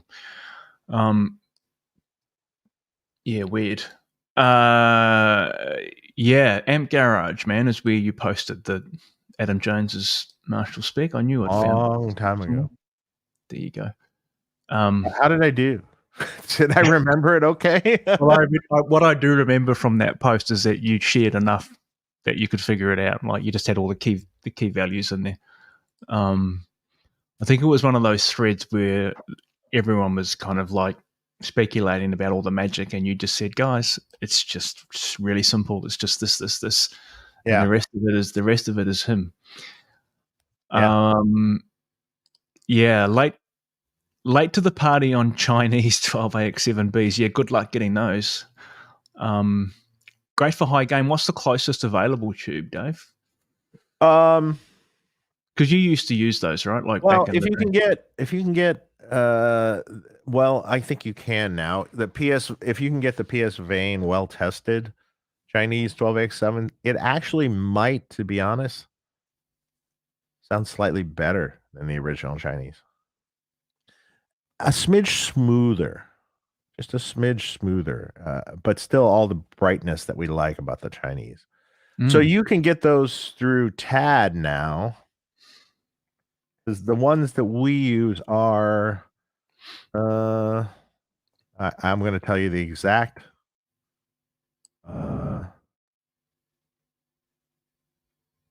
tube. It's available in 2 grades. Okay. And let's see, red base tubes. Tube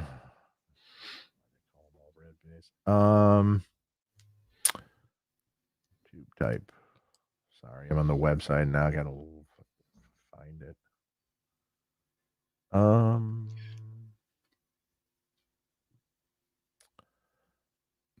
Tubes. These are the ones like when they first came out, the reliability was a little bit, not so great, but sorted out now, right? Kind of sorted out. And I guess TAD are kind of screening them all anyway. Yeah, so you. Well, that's why I'm going to refer to TAD because they offer. Yeah. No, it's not right. They're not cheap though. E3s,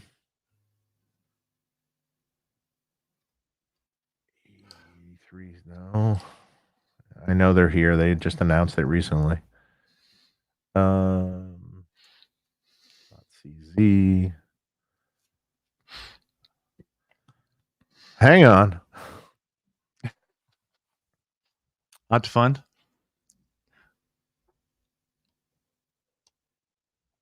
Aha. All right. So it is the.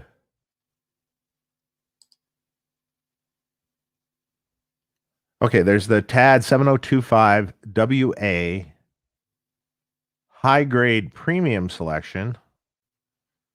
So that's for the lowest microphonics. And then, oh man, hold on. And I think they're calling the other one, which is the same tube. Yes, the TAD ECC 83 WA premium selection. They are the same tube. Okay. So one is just super low microphonics, and the other is low microphonics. There you go. So the 7025 is the super low, and the ECC 83 WA is the not so super low. And then they have another version of that tube, another version from PS Vane also, which is they call it the TAD 7025WB and the ECC 83WB. So that's that's PS Vane's version of a JJ clone. Okay. We don't currently use that one. I use a JJ in the first slot because I think it's just a good mix, and then use the Chinese and the rest. So the PS Vanes that you can buy from like CE distribution or those kind of unbranded ones. Well, I mean that's like a crapshoot. Yeah, as long as you can return them, you're okay. Bit variable, I found. But are they like what model do they correspond to on the? Is that just the? This is the WA, the 7025 WA, or the ECC 83 WA is the same tube. It's just one is graded for super low microphonics. Okay. The 7025, they call it. It's just super low. It's the same tube. More of a grading thing. Yeah. I'm double checking. Yeah, that's the tube. Okay. I'm pretty positive that's the tube. They don't really tell you what the tubes are. No. They never have. But yeah, that is available, and they're really good sounding. I mean, we sort through our own. They're really good sounding. As long as you can get through it, Yeah, killer. I'm gonna hit this super chat. Stormlight Architect, thanks, man. So Stormlight says, loving my new JEL20. Thanks for the tip fixing the detent issue on gain 2. I'm not sure what that means. It has a Thorang. My Mesa EVH Marshall doesn't. Yeah. Yeah, I like a clean and distortion tone blended. Never had an amp that did it. How does it do it? Power stage. I think the question is why. How does it? Why does it sound so good, Dave? Something in the power section? No, it's nothing really like no magical. I mean, it's just the circuit that high gain 800 circuit, so to speak, or my version of it. Yeah, with several other things changed. Yeah, does the JEL20 have the tip he's talking about is when he was turning the knob, he felt it like get kind of stop a little bit at one point. And I go, oh, here's what you do: loosen up the knob. Oh, yeah. The pull it out just a tiny bit, tighten it back down. Fixed. It's just the plastic knob is hitting the nut behind it, and some plastic knobs vary a little bit. Yeah, from one knob to another, and so sometimes if they pushed it on too far, it hits and it doesn't rotate smoothly. You just kind of get this friction, or like you just pull it out a little bit, like how they can be sometimes a little bit off. Yeah, and then when you turn it and you get to a certain position and it sticks, you just pull it out a bit. Yeah, pull it out a bit. Yeah, that's the way. It's like I always get these questions about oh, I think my impedance selector broke. It's not clicking from thing to thing. I go, get a screwdriver out. Are you the knob just going around and around? Tighten it down tighter on the pot shaft, then turn it. You might have to realign it because it might have gotten off, but you'll see that it works perfectly fine. Tighten the knob. This is it. My impedance selector is spinning. No, it's not. No, the knob is spinning on the impedance selector. This is exactly it. Yeah. Rob, hey Rob. Rob says, Dave, my Be100 is serial 0079. What year might that be? Man, I don't know, man. It's like probably boy. 12 or 13, maybe could be 11, 12, or 13, to be honest. Wow. So that's pre BAD? Oh yeah. Yeah. Pre BAD, yeah, for sure. That's cool, man. That's a collector's. Yeah. It's I don't really have the records of when each one was made at that point. I'm thinking though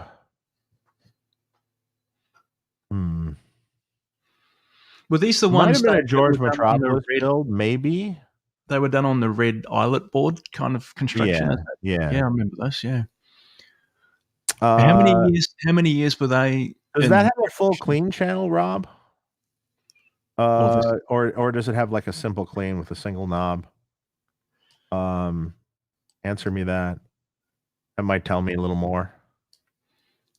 we'll see if he jumps in the chat. Yeah. Yeah. How many years were they around for, Dave, before the So we started making Marshas in 2009. So, and then that turned into Friedman probably around 2010.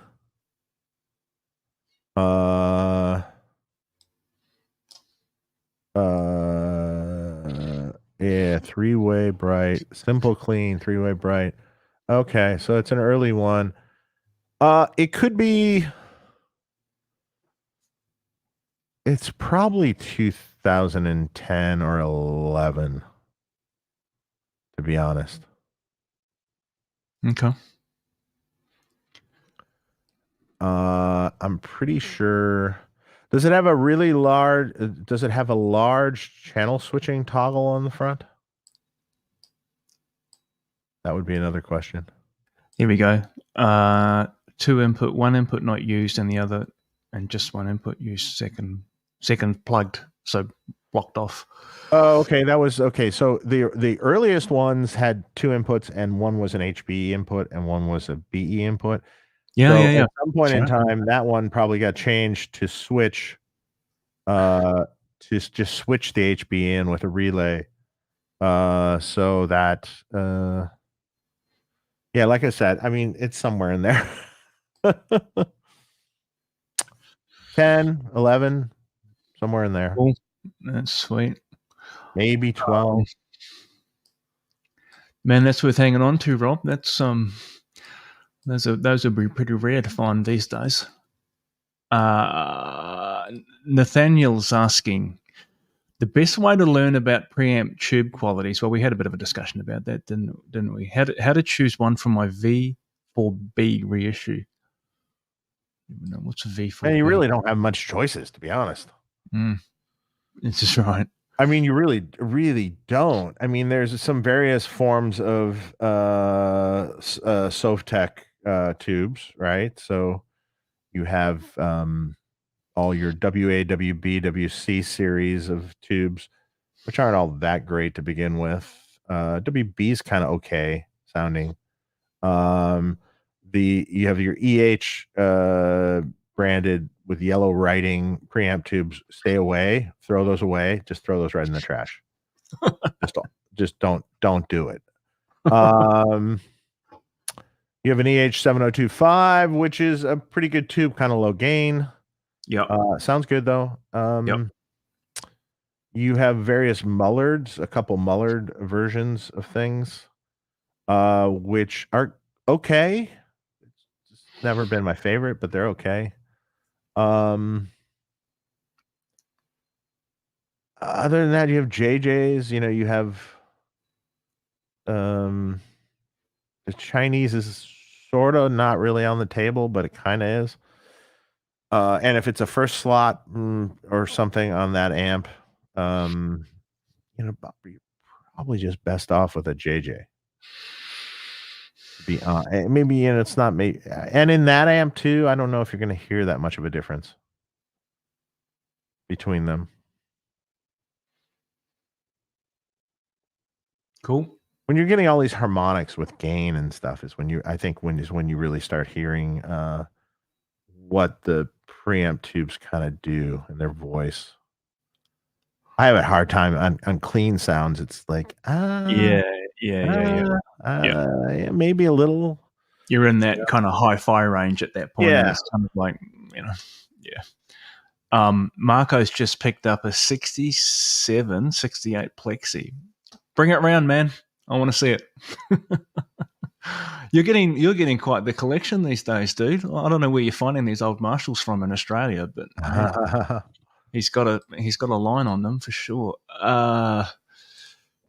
Kent says, "Hey Dave, Sweetwater finally has some of your guitars, so that's cool. They all seem heavy relic. Do you plan or do you currently offer a light relic?" We can actually. Those are medium relics, sort of. I guess it's all in perspective of what you think is heavy. Yeah. We can, but we're not doing any custom orders. We're only making stuff, and then dealers are buying what we have.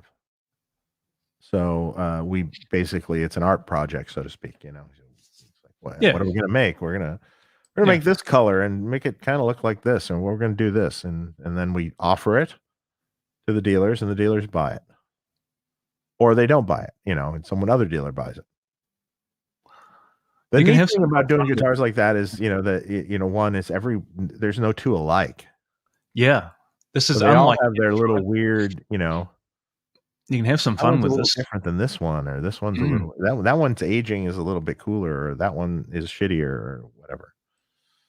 But everyone's idea of what that is also different. Just like colors. I mean, I love the canary yellow guitar. I fucking hate that guitar. I mean, yeah. I do get it. Like I think I've only got one heavy relic guitar, but it is, man, you pick it up and it's like, it's got a feel about it, You know what the greatest thing about a heavy relic, or just a relic guitar is the fact you just throw it down anywhere. You're working on an amp, you're laying it on top of your tools, because you're put your hands in something. It's funny, man, because you do not care whatsoever what you do to it. I got this exotic Tele, the heavy relic, picked it up in a trade or whatever, a year or so ago. And it's funny, man. It's the only guitar, just through accident, has actually got some dings in it, like recently. Yeah. It's like funny how that guitar was the one that, like, I fucking knocked something over and it hit it, and it was like, oh well. Yeah, it doesn't matter, right? It doesn't matter. I love that personally. I love that. It's good. So, didn't mind it at all. Yeah. Carson's got an IRX and he's rocking out on the couch. Sounds as good as my Plexi, so that's great, man. Cool, man. Is it you got DC heaters in that, Dave? There's a lot of DC, all sorts of things in there. I know.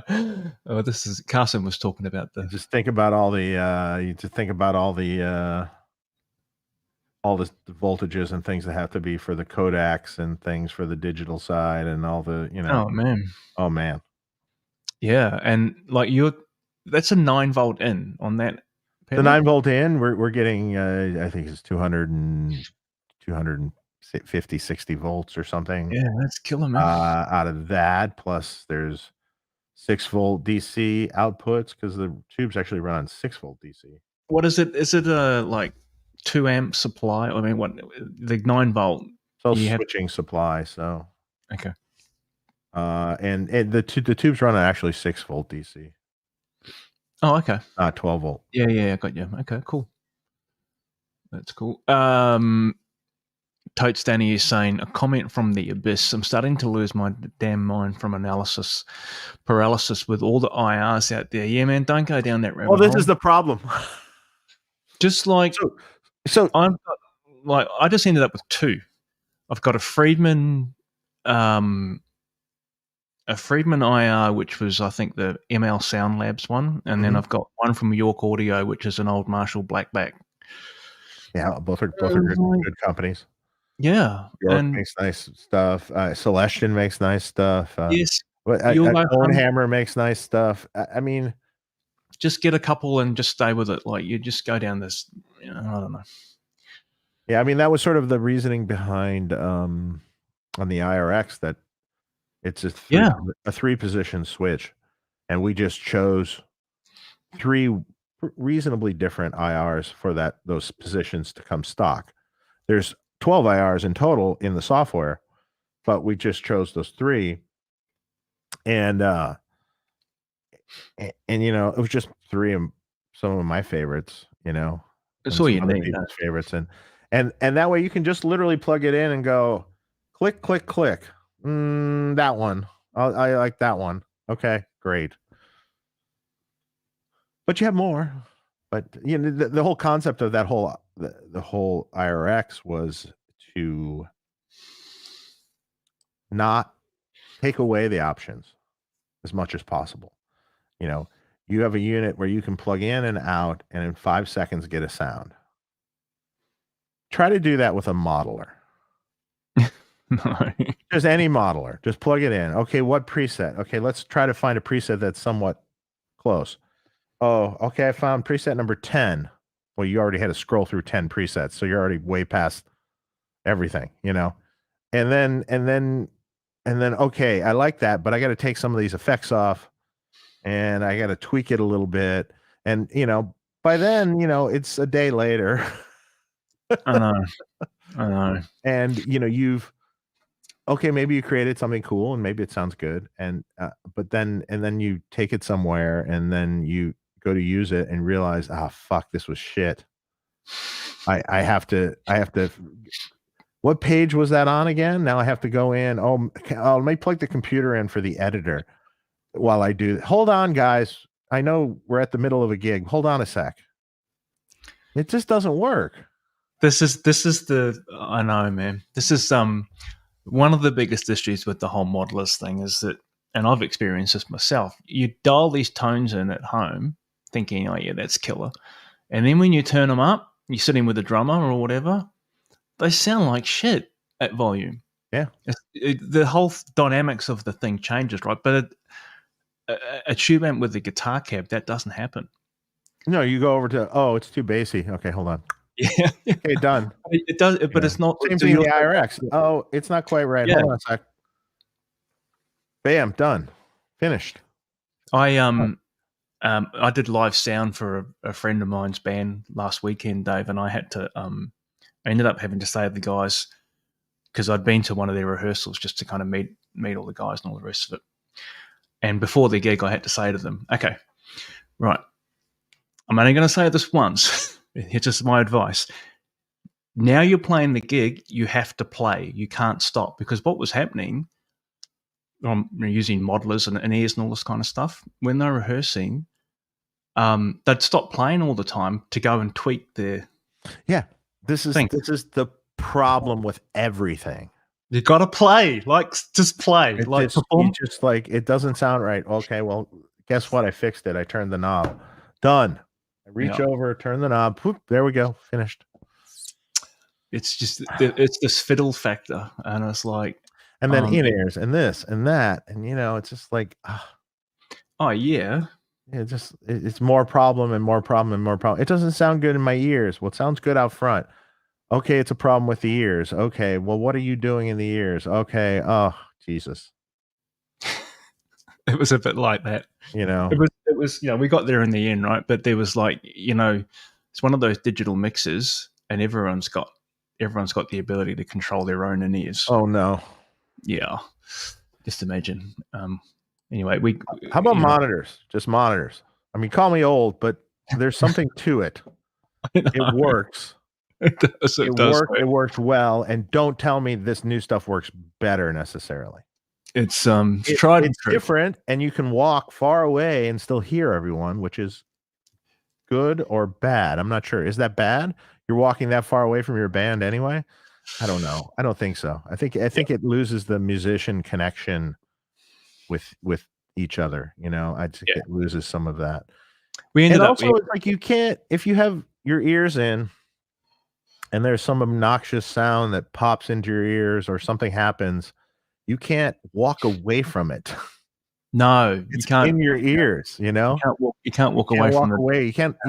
That's before it was like that drummer hits that cymbal too hard. I'm not going to stand near him anymore. I'm going to stand over here. You have some sort of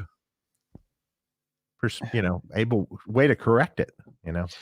Yeah. Well, we ended up having a conversation about the IRX actually. I said that's the kind of like if you want to run this kind of rig, right, go down that pathway. At least you can just like. I hate to tell you this. I got an intermission again. All right. I drank 2 beers and it was like, what the hell happened?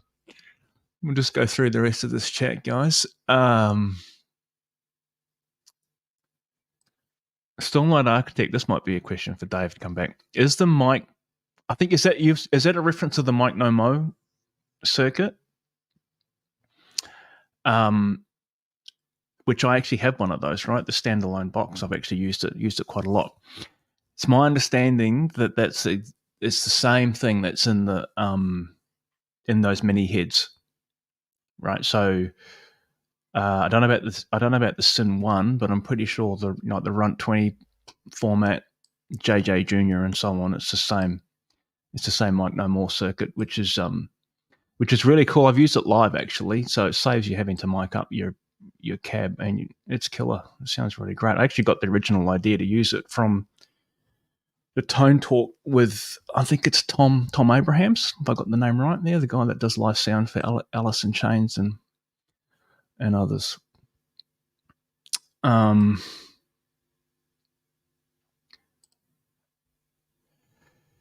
Yeah. Oh, so Dave, just before we jump onto this one, I think the question was about, I think I got it right, which is that the Mic No More circuit, which I have one of those boxes, right? Mm-hmm. It's the same that's in like the JJ Junior, the Runt 20, the JEL. I'm assuming the JEL has it. That's the same. It's the same circuit. That's a cab emulator. It's not quite the same as the Sin 1. The Sin 1 is an active version, right? The JEL ones are all passive. Yeah, but they're killer. I actually transformers and inductors and things. Yeah, I actually grabbed my one after I heard, and I was saying to the guys that you had, I think Tom Abrahams, is that his name? Yeah. He talked about how he was using them with front of house, I think Alice in Chains, and I was like, oh, I'm going to grab one of those. Yeah, great thing to have in your bag. They're awesome. It doesn't need power. Even better. Yeah, no, it doesn't. It's a cool sounding. Is it perfect? It's not perfect. I honestly think kind of our IRs might be better, but it has a sound and it's a good sound. It does the job. Yeah. And it does translate pretty nicely in a live format. Yeah, I thought so. I actually like it on the darker setting, and then I would probably brighten it up a little bit if it was going into a DAW or a PA or something. Because you've got, it's a two-way switch, isn't it, in terms of mic position? I can't remember. Yeah, correct. And one way, I like the darker setting in general, but it might be too dark at times, but it also depends on what you're going into. But you can always brighten it up a little. Yeah. There's a comment here about the 4700 bright cap. Yeah, it's the one. Daniel C. I'm sure it's been mentioned, but I just got my new IRX preamp, and oh my god, thank you so much. Yeah, good. Awesome. It's not a question, Dave. It's a comment. There you go. I like that. Yeah. I don't really need more questions. Yeah, this is it. So, Brad, you've probably had the same experience that I did with the early. Certainly, I got a batch of those PS Vane 12AX7s from CE. I think only when I got mine when they first got them in stock, and it was a bit of a crapshoot, so I never actually got them again. I've used the EL34s though a few times. Correct. So some of them had noise issues. I don't get many dead anymore. No hum. Yeah, the crackling and stuff is the main issue, and microphonics too. They're less microphonic now, but I still wouldn't use them for slots. We use them in spots that are less prone to problems. Yeah, Brad, I've heard you call them this on your channel, piss phones. It's one I could understand, but they they actually sonically sound pretty good. Yeah. If you can get the working ones. Well, yeah, and hopefully it sounds like they have. It sounds like they're sorting it out more. I don't think it's all the way sorted out yet, but basically Shugong is not going to reopen. Well, it actually has reopened, but it's only for military tubes or something now. And all the people that were at Shugong has now migrated to PS Vane to work. Okay. So including any designers that were left or anything. So is there hope for the future? Yes. Wow. Okay. I think I So just answered that. I think you did. So it's good actually. So the original factory that burned down Got is rebuilt, and it's up and running, but they're only making military tubes. This is not audio tubes for sale. No audio tubes, and they're not going to. Just supplying the military machine. Yeah. Okay, that's a shame. But everyone from that company went over. Yeah. Okay. So that's cool. We'll see how the future, how it plays out. I mean, I think, ultimately, if you're making a product and there's issues with it, you want to sort it and get it straightened out, because otherwise you're not going to have any business. Yeah. On the other note, though, we use the EL34s regularly, and I have yet to have one fail in the field. So those have been pretty solid for me. Sound good too. Yeah. Clyde's saying, Dave, you should make Steve Vai's next amp. Huge step up. Well, he's pretty settled on the synergy stuff. Yeah. Got his own module and all the rest of it, right? Steve Vai's actually on tour in Australia. Just arrived. I think he just came across from New Zealand after coming down from Hong Kong.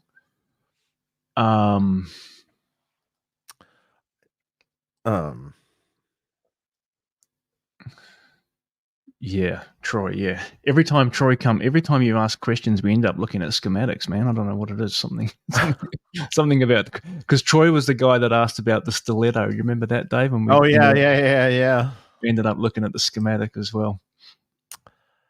Yeah. Mark in the mix says, Dave, with all due respect, can you do a better SD power stage power amp than... Oh, this is the same old Duncan power stage, yeah? Can I do a better one? Yes. Absolutely. Yeah. I don't think the power stage is breaking any ground sonically. It's an ICE power amp module. Oh, okay. Is that I was going to ask? It's an ICE power amp module inside stuck in a box. They added a little front end with their EQ to. It's a very basic thing. It's cool. It does work. Does it sound as good as it could? No.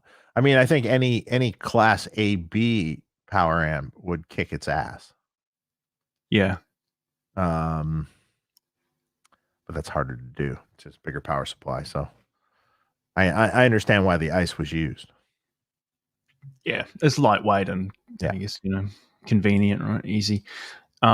This is Rob's talking about his that old BE and saying, no, I can't buy it.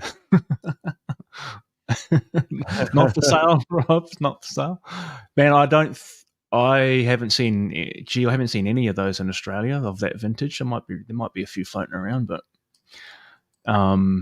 there's plenty of first gen B100s around here, Dave, that I think, but early days, boutique amps, early days. Maybe, but I haven't seen many before that, though, if any. There'll be a few around, but... Hey, guys. Dave, what's the filtering values for a B100 Deluxe and a twin sister? Currently, the B100 Deluxe is like a 68, 69, actually 69 Marshall values. So that is 200s for the mains and series, 200s for the screens in series with 56K resistors across them, actually, like traditional. Yep. Then it's 100 for the phase inverter. We use 247s, which is close enough to 100. And then the preamp is also 47s, 247s. So just pretty traditional filtering. Yeah. I played with a lot of different filtering, and there's something to be said for all the different values too. I mean, I like there's other values I like also. I mean, I like a lower screen filter also, down to the original BEs had 233s in series, so that was 15-ish, 15-ish. Yeah, right. 16, 17, something like that. Anyway, that's taken from, like a vintage 12 series Plexi kind of era. That's cool. Also, you can play. Oh, I'm sorry. You know what? The BE Deluxe in the preamp, the two preamp filters are 33. Okay. Not 47s. All right. That's very traditional vintage Plexi. To use the 33s there, like a 12 series would have 33s there. Yeah. And then the only thing different is the screen, really. Because you've played a bit with that, right? You've had 47. Yeah, you can do different things. I like both sets of filtering. They do different things. The slightly tougher filtering for the screens, maybe if you're doing heavier music, might be a little bit better. Yep. Yep. I like both. I need a switch. Yeah. I don't want any more switches. No. And I did a Be100 for myself where I stripped all the switches off of it. This is it, right? You just There's a certain way that it's set up, and you have your favorite I know. I left two switches. One was a negative feedback switch, and one was the frequency for the resonance. If you got your favorite setting and you know how to use a soldering iron, you just hardwire it. Yeah, it's just like sometimes I think it's just maybe just better. Yeah, you can do all sorts of variations, but the more switches you have, and the more confused people seem to get. So then they don't know how to set it right to begin with. So if you don't give them that option, they can't fuck it up too bad. It just the most. As far as the twin sister is very much JTM 45 filtering. So it would be 33 for screens. 16? Is it 16? 30. Is it the same as the 33, and 16? Is it the same as the? There's one less stage than there's yeah. You run all the pre. Is it the same as the Dirty Shirley, Dave? The filtering you didn't change it. Yeah. So it's 33, cool. Right? 33, and 16. I think so. Yeah. I use the same filtering actually in the small box. I think it is actually. Oh, really? Yeah. And the small box is the same, where it's just got that one node as most of the preamps off that last node. Yeah. That's the same. The phase inverter tube and the first tube are off the same node. I like that. Like those were like old, like an old 45 would be that. Yeah. Coxie says he's surprised how much he loves the EV. Oh, you put an EV IR in the IRX. Yes, there is. There is an EV IR. It's great, and especially, well, one, if you just put it on, it seems darker and smoother. That's one thing. If you're going to use it for like heavier things, though, you can go in the software and flip the thump with a little more thump to it, and the presence brighter, and it kind of compensates. So it sounds super cool for like heavy things like that too with the EV. Yeah. It's actually cool. I'm gonna load a 4x12 soon that just has EVs in it, because I have some old ones that I'm gonna want to put in it. You gotta weigh it as well. I want to know how heavy it is. Oh my god, I'll weigh it before with Celestians in it. Yeah. Then I'll weigh it after. This would be a good one to add to one of your IR packs or something, Dave, when you get that EV loaded. Yeah, there might be some other things that will come out that will also have some more IRs. Interesting stuff in it, yeah. Yeah, on IR. So Joe bought a handful of IRs. Nothing been better for me than the Friedman GB Greenback V30 mix. Yeah, man. I mean, York Audio stuff is awesome. Yeah. And as I said before, that's one of my. I mean, I've got the ML Sound Lab pack, but it's that Friedman Greenback V30 mix. It's definitely a go-to. Ken is asking, will there be another run of JEL 100 heads? No. Thanks. I'm pleased to hear that. No. I want that one to be. Although I've rare. had people trying to talk me into 50-watt ones. Oh yeah. Yeah. Yeah. Where I would consider possibly doing that. Because it's not the limited edition. And I don't think they'd be red either. Yeah, well, I mean, the 20 is not limited, right? That's just a production amp now. Yeah, that's a production amp. Maybe we'll just screw everyone up and make them all purple. Yeah. This is it. Well, the pink ones look pretty cool. I've seen a few of those custom ones, or some of that other. I think somehow I'll sell less if they're all pink. Some of the other crazy Tolex options that they've got at the factory there that you showed me. Blue snakeskin. Yeah. Ooh. Someone likes it.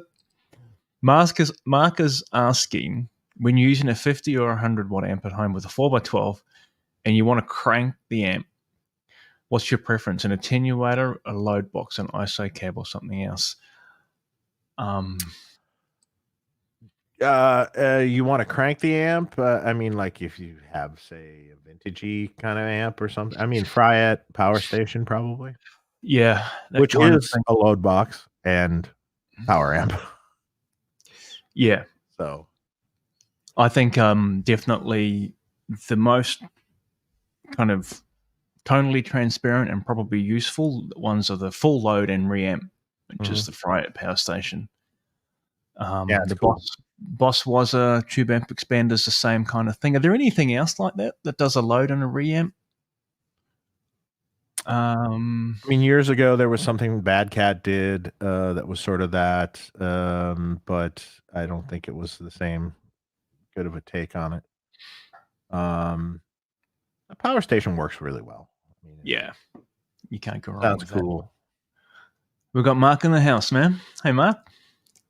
Hello. What's happening, man? You're away on holiday. I hope you're enjoying some. I don't know if he's on holiday. He might be away for work. Oh, away for work. Well, that's not the same thing. Yeah, that's the same. Traveling for work. That sounds like my past. I'm over all that shit. Nice to be home these days. And everyone's saying hi to Mark. Hey, Hoss, how you doing, man? That time we saw each other. What else we got here?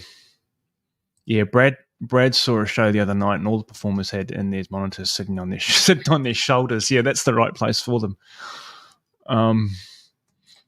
Yeah, there's nothing like been major problems with them. Yeah, you know, it's just like there's too much. It's just why? I mean, I understand the concept. Okay, it's a great concept. Hey, I can go anywhere and have my same mix. The real problem is the mix good? Is there issues with the in-ear monitor? Is it really good? Is it not? You know, this is the whole problem with taking cabinets off a stage, you know. So you know, you have a drummer with acoustic drums on a stage. And if you have amps, right, on the stage, you could strip everything away and still play like a band. Yeah. You know, just listening to each other, you know, and getting by. You know, you take, hey, your in-ears go down and there's no amps on stage or anything like that. Well, show's over. Yeah, you can't hear anything. Man. You can't hear anything anymore. You know, it's like it's done. That's kind of an experience thing too. So one of the other things that occurred at this gig that I thought was an interesting interesting set of circumstances. So the bass player also is going direct, right? Which okay, cool, right? Nice and convenient. DI trying to straighten, and then he's got an ears and okay, don't have to lug a bass amp around. But then when we actually sound checked at the gig, and you know, and there's some big subs there and so on, he's like, "Oh my god, like I can feel it," and I was like, "Yes," because because you could feel like all of a sudden there's something that's producing. Yeah, Like if you had a bass amp on stage, he would feel feel that it, all the time. right? You know, man, it's a performance thing. I think. I don't know. I'd like. I don't know. You take away, like I saw, we like the show I saw the other night, right? The Black Keys sounded amazing. They had Yeah. amps on stage, real amps on stage. Playing, hard to tell exactly at a big show, but I think reasonably loud. And then you have Guns N' Roses come on, and you really notice the difference of the amps not being on the stage. Sonically, you just notice this empty sort of thing. We were reasonably close, so we were probably getting some stage volume. Or Yeah, not. there was no in-ears in the Black Keys. Yeah. Yeah. It was all stage monitors. It almost And, kind of like when you get that whole. It's almost like it becomes too hi-fi or something. It's like, yeah, you know what I mean? Like, I'm not trying to bag on what in-ears can do, and in even people that are very experienced with in-ears, like Pete Thorne, for instance, he said, we can. There's ways you can make it sound great in your ears where you're quite happy. But if I had my way, every time I would take a monitor with an amp next to me. I've definitely heard him talk about that. But how much work? The question is to get that mix perfect. How much work are you putting in? It's sort of like the modeler. Well, we're putting in a lot of work to get the in-ears just right. Just so it sounds perfect in your ears. Yeah. Okay. Yeah. One thing goes wrong. One thing goes wonky. And everything's off stage. Just play an amp. End of the story. End of song. That's it. Finished. This is it. I mean, I don't know. Some things, sometimes a piece of paper is better than a computer too. Yeah. Sometimes you're just trying to think something through in your head and you jot down notes on a piece of paper. This is nothing like the feel of a pencil on paper. And yeah, no, it's not. It's not. It's like I saw high this tech or anything, but it's good. It's good. It is. Yeah. Well, this is the whole in the digital realm, right? It's you're trying to emulate what was in the analog realm. Do you remember when we had Tom Abraham on? Yeah. What he was talking about too. He goes, so we have all these digital consoles and everything, and if you keep up on it, you can get a good sound out of it. And if you even if you came from old school, you have to know how to use the new school tech and be able to get the best sounds you can out of it. But he goes, the amount of effort that I have to go through to make it sound like an old analog board with what we used to have. We used to have an analog board and maybe an SPX 90 and something, a reverb of some sort. And that's it. Maybe a compressor. Compressors in a rack. Yeah. And that's it. That's all we had. And you could pull those faders up and you pretty much were already there. So now he goes, so for instance, on Jerry Cantrell's guitar, I have 6 plugins on the guitar just to make it sound like it used to with a single fader on the analog console. It can be done, but it's not the same. It takes a lot of work. Yeah. So in all our technology, we have done nothing but actually cause ourselves. What's supposed to make our life easier has made our life harder in a lot, in a lot of respects. Not everything. No, don't just take me as this old dude trying to, say this. It's true. I mean, I use computers all day long, all the time. It's like, I'm not like old tech, but there's some things in life that are just not worth. I mean, just it takes too long. Stupid. Why? What's the point? It's yeah. I completely agree, man. Yeah. Okay, Ben's got a question in here. Hey, Ben, is pedal platform a dirty word? Yeah, I think pedal platform is just.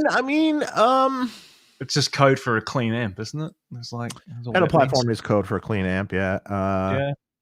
I want a 50-watt super lead, but I need an amp that can demo all my pickups. What makes a good pedal platform? So there's a good question. But why a pedal to demo a pedal platform amp to demo your pickups?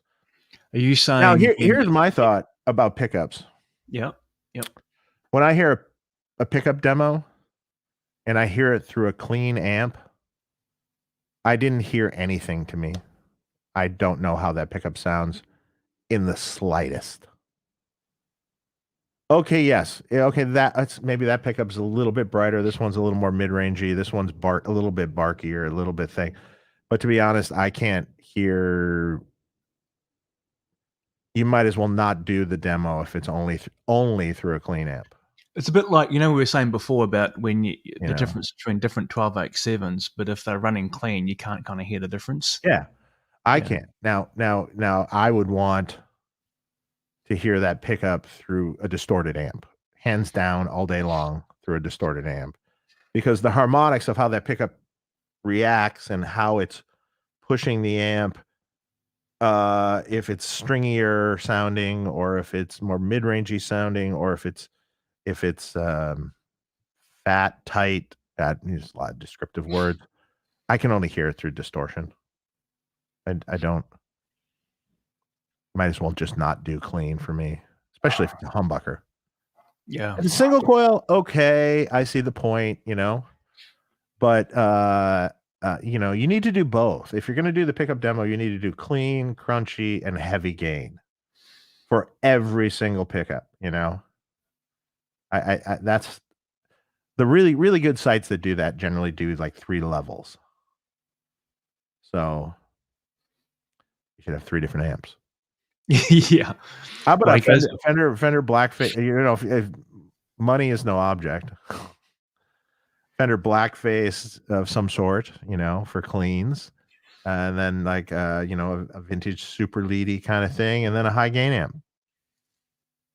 Yeah. So Ben goes on to say that in a perfect world, he'd have a collection of vintage amps, but need to choose one good, sensible. My heart says a 50-watt super lead. Yeah, man, that's what. Just get that. You can get a clean tone out of that. Ish. Yeah, you can do that. You can totally get a clean sound out of that too. But it might be. It's probably. There's 20-watt amps you can get too that you can do cool, clean, and a dirty sound. You just got to know that it's going to be loud, man. Like you get a non-power station amp. Yeah, this is true. Turn it off and set it clean for when you want clean, and turn it, crank it up and turn it on when you want to do the dirty. There you go. So apparently, this is my comment about how there's none of your old amps here in Australia. Well, apparently there was. So there's a Marsha listed Facebook Marketplace for a while. There was. It was probably really, really expensive. So I pretended not to see it. I don't even have one. Right. Yeah. Well, no, I get it. I understand that. Yeah. No, you know what always happened? I had one, and then someone talked me out of it. Someone talks you out of it. Yeah.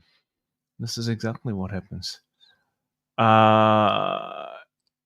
Brad's saying, I'd love to see a little solid state practice amp with a BE or Dirty Shirley style front end. Yeah. Have you got? Oh, like the mini with the mini was sort of that, but I mean, you mean like a tube front end? Yeah, I think that's what it means. Yeah. Well, here, this is really simple. Buy an IRX and put it through the Duncan power station.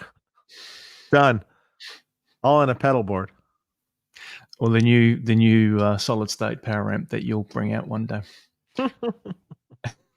Right. Put it on the list, man. You got nothing else to do, I'm sure. No, there's nothing to do.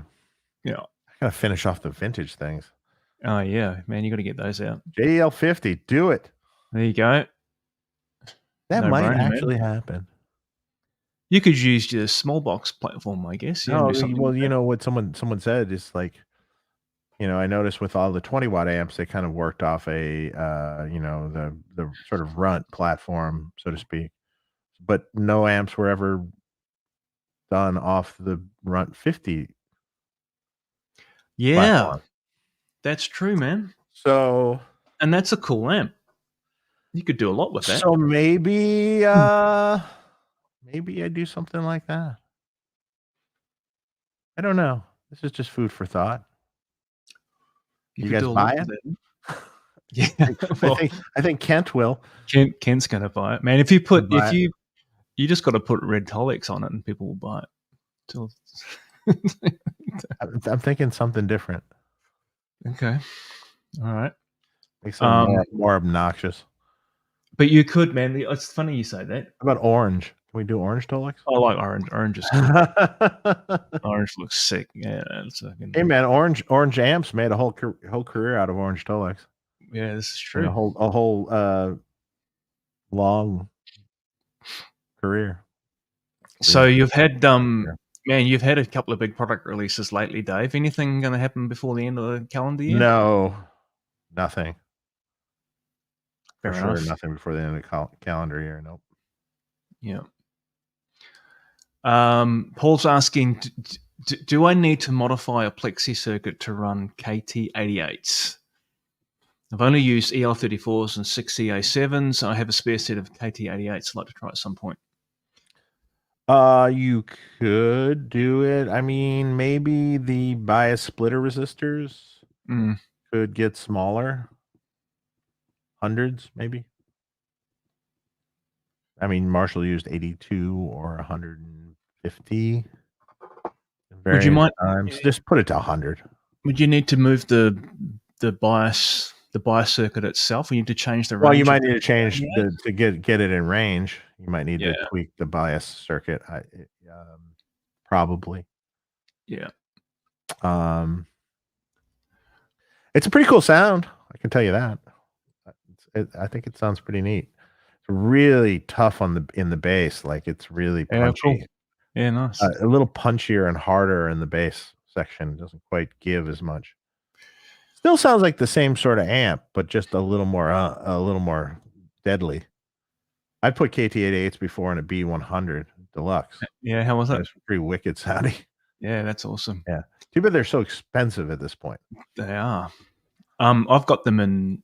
I think I talked about this on the last stream. I've got hi-fi, tube hi-fi monoblocks, and they got KT88s in them, and they sound awesome. But man, that's a weird, ultra linear cathode bias, weird thing. Not like a guitar amp.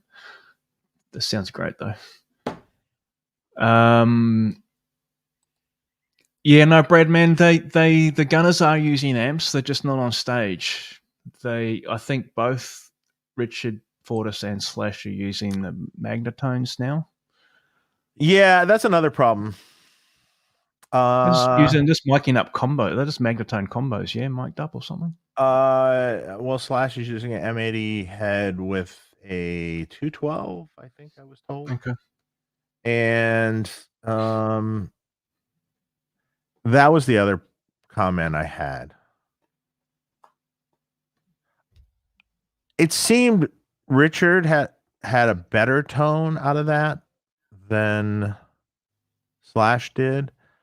I felt that what was missing from hearing Slash play, I'm not to say that it wasn't like a horrible tone or anything. It was missing the Marshall Krang. I mean, he was always known for kind of a bright, crangy Marshall tone, right? Yeah. And when he played some of the parts, it just was kind of mushy and kind of like flubby, and it just didn't sound like a Marshall. I mean, it just didn't sound like a Marshall. And and that I have an issue with that. It just didn't work for Yeah, him. because he's got that like the SIR 34 style, like Yeah, that it's a bright, crangy that amp, and he's point always one. used amps like that, sort of. Yeah, And literally, it's like when you heard things like "Welcome to the Jungle" and things like that, it just like didn't sound right. It sounded like muddy and murky and just yep. dark and just didn't sound right at all. You can actually listen to some recent videos and you'll see exactly what I mean. Even from some videos online, you can tell it's like, the hell's is what song is this? You're not even it's like so he's playing Can't the tell. part, but it's Right. like the sound isn't right. So it's like I've weird. I've actually heard Tom Abrahams talk about this. Like he's a fan of that SIR 34 Mhm. style thing, and he said that you listen to that amp by itself and you just go, "Oh my god, it's like freaking gnarly and too bright." But you put it in a mix, he said it's awesome. Just Yeah. cuts, you Yeah. know. David's saying he was looking at a B50 Deluxe and doesn't have the C45 like the 100. Can I ask why not? And I guess I would ask, could it be modded in? Yeah, it can be changed Yeah, certainly to have it. Why yeah. not? Well, I developed the 50 Deluxe and I was just like, I don't know. One less switch. One less switch, in retrospect, maybe I would have liked to have had it. In retrospect, I'd redo the 50 Deluxe and probably put the Plexi channel in it too. But at that point, can I just I've said this to a couple of people. I go, "Well, if that's what you want, then how about you just get a 100 Deluxe and I'll just put a 50-watt switch on it for you." Yeah, yeah. You know? Just Because pull two tubes out. So do you it find, was man, kind is of a that different amp, it's like if you want a Fendery yeah, clean this is it. with a BE kinda channel, then the 50 Deluxe is kinda cool. If you don't want a Fendery clean, then maybe the 100 Deluxe is cool. So If you have you found that the Plexi clean channel was more popular than the Fender way clean? more, Yeah, way more. way more than the Fender clean, which I found interesting. Yeah. Yeah, yet somehow people that buy a Runt 50 love the Fender clean channel, Yeah. a and it is particularly good in that amp. Um, I don't know. Interesting. Because you can, like, I mean, you can dial the BE channel to be, very plexy. Yeah, sure. It's a crossover with channel one and a channel one plexi and a BE style channel. There's some, you know what I mean? Oh, Like some, absolutely. There is, I just would have thought the Fender clean would be more, people would be into it. yeah, people, what I've found over the years is that people decide they want a slightly more gritty clean channel. They don't want it 100% clean, Yeah. and Yeah. that's totally cool. I have thought about over the years of doing an amp that is a Fender clean and a Plexi channel, Yeah. and Yeah. not nothing high gain, but just those two in kind of a more retro-y kind of thing, and that would be a great sound. That would be, man. That would fit into your vintage line. That's Yeah. another. And then, you make your pedal du jour into the Plexi channel for your higher gain thing, or have multiple different overdrive pedals for varying stages of overdrive. That would be cool. That would You be can dream cool. up things for days, Yeah. go on and on and on and on All and on. time. So I think this is Brad going on to say no practice amp, like all solid state. That's like the mini head, yeah? Looks like the mini head. That's kind of what that is. And by combo, I don't think you mean combo amp, or maybe you do. Maybe you do, yeah. Um, I don't know. You're then getting into this price war. So, I mean, is it,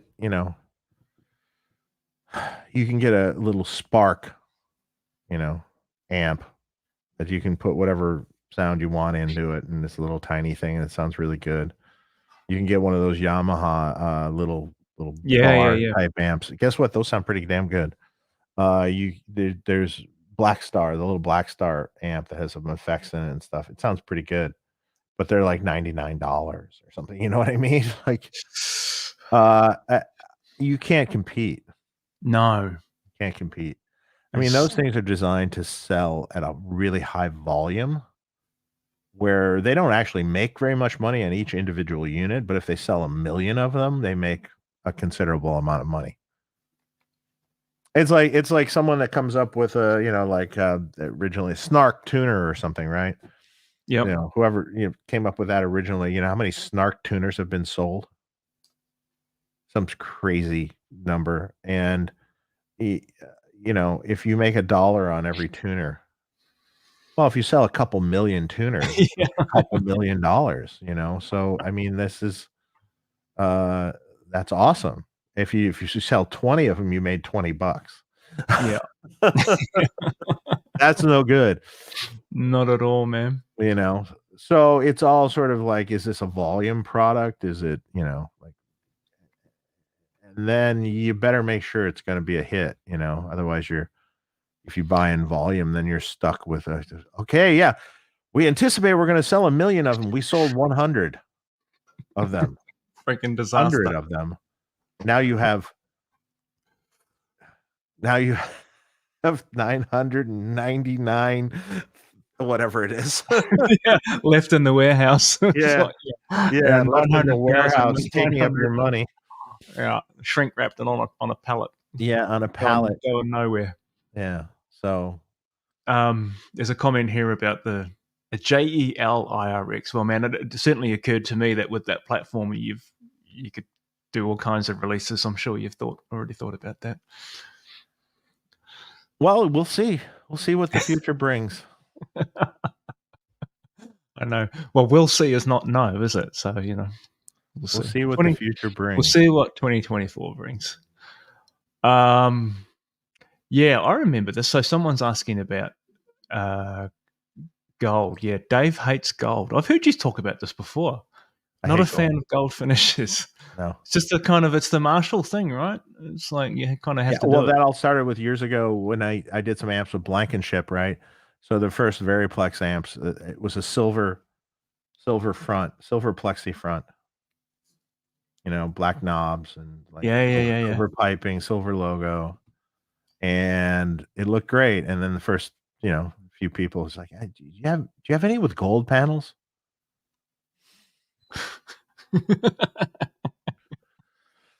Maybe. So that's how that started, to be honest. It's hard. It wasn't the fact I wanted to necessarily copy Marshall. It's that the people that were buying it wanted that. Because they're so there's a look in their head, they're so used to seeing it. I've tried to veer away from a lot of it, and try to get a little more like a Be100 Deluxe has black panels. With gold writing. Yeah. And the gold is much more subdued on an amp like that. It looks a little more mean and like, stealthy looking and I like that. I think that looks really cool. Yeah, the black panels are cool. I mean, you get this look here, like that's that classic. And the thing that I switched to the Marshall style knobs was because, the other style knobs have, I always wish that the line on them, the indicator line, was gold, but it's white. Yeah, and when you put it on gold, it's like you see this white line. Like, it's okay, but it's I don't know.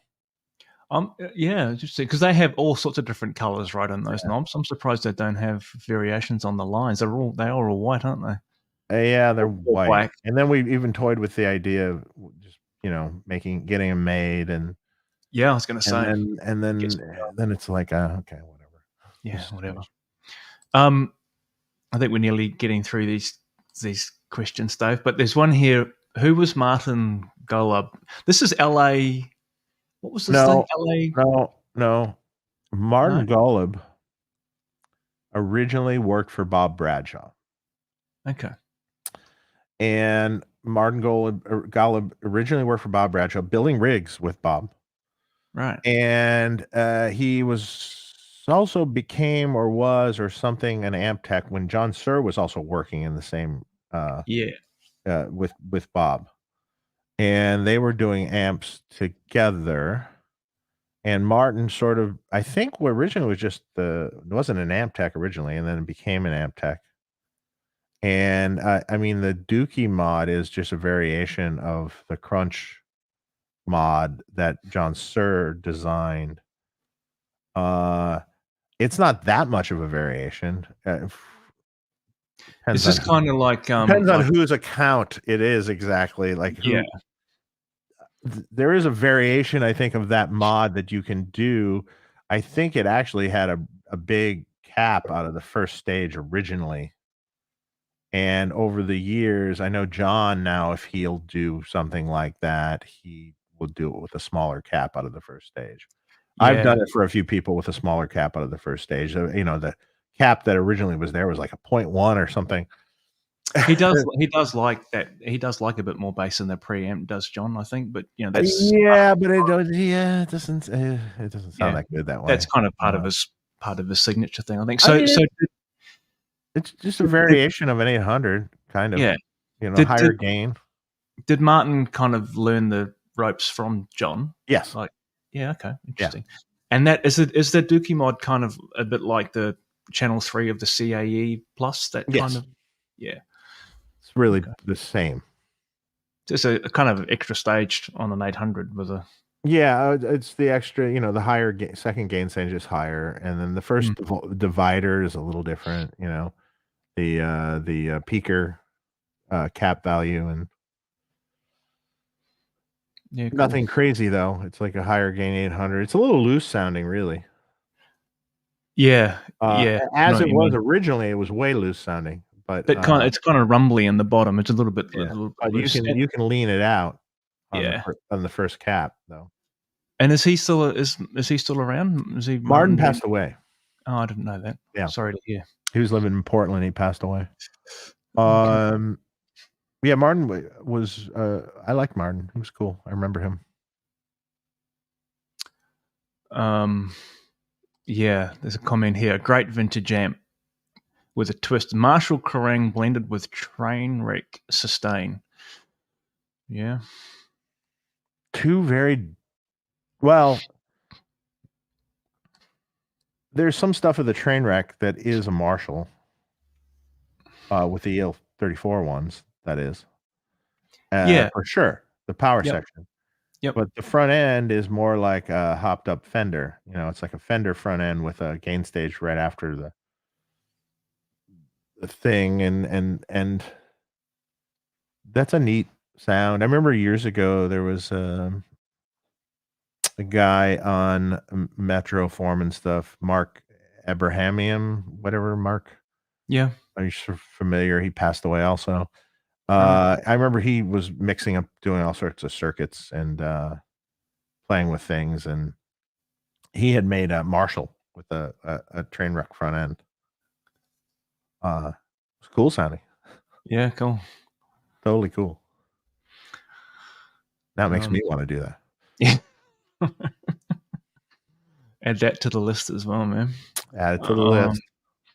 Add it to the list. I hope to be able to at some point in time do very limited runs of things that I just kind of dream up, and then hey, I'm doing. I hear you mention this on. I'm doing whatever. I'm doing somewhere between 4 to 20 of these. Okay, boom, you know, and you can just, or maybe it's a one-off. You know, maybe it's a total one-off. You know, I definitely think there's value in doing that, right? That kind of limited run thing, you know, like just experiments and just fun, you know, like hey, this is what I got, and here's the video that shows what it sounds like, and done. And it doesn't need to be a forever thing, you know, like limited run, one a year or something like that. And fun. It's fun that way. And you don't have to probably, you know, with something like that, you don't have to worry too much about the construction method, because you're not going to be doing it at volume. It's more about kind of just getting the tone right and getting it out, you know. Right, exactly. So yeah, the CAE lead channel, I think we already talked about that. Yeah. Man, I think we're through the chat. What else we got here? Well, it could. We're almost at 3 hours. I know. I don't know. 2 hours 40, man. That's a good effort. We might have missed something. I'm sure. I don't know. There's one here. Have you ever come across garnets? I don't know what that is.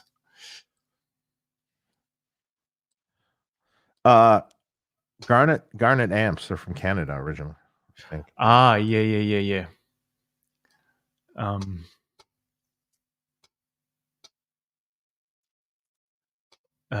Yeah, you're Canadian. That's why you always focus on the Canadian amps. That's right. I don't know anything about those, man. I do not know. Yeah. And Lyle's here. Hey, man. Lyle. You must have only just tuned in. Otherwise, I'm sure you would have. You would have made your presence known. Maybe you've been listening in the background. Everyone, hit the like before you go. Yeah, these chats are gold. Thanks, Lyle, man. All right. Thanks for tuning in. All right, man. I'm sure you want to go home now and enjoy the rest of your evening. What time is it there? It is 7:44. Oh, okay. Not too late. Nope. Not too bad. Yeah. So when's the next Lyle was watching, but he didn't want to be part of the show. Oh, okay. Yeah, you've been in there. Yeah. You showed self-restraint there, man. When's the next Tone Talk, Dave? Next weekend? I have no idea. I never know. I think it'll be next Friday for you. Yeah, it might be an Ask Dave. I'm not sure. Or no, maybe we have someone else booked. I don't know. I will find out. Yeah.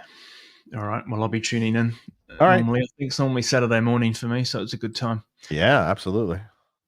All right, guys. I think we're 2 hours 40, so I reckon we'll sign off. All right. Thanks for coming on, Dave. No problem. Yeah, I'm just gonna sign off, Jason. So I'm gonna. All right, I gotta go. Yeah. All right. Understand. See you guys. See everyone. See you guys. Bye. See you again. Okay. See you, man. Bye.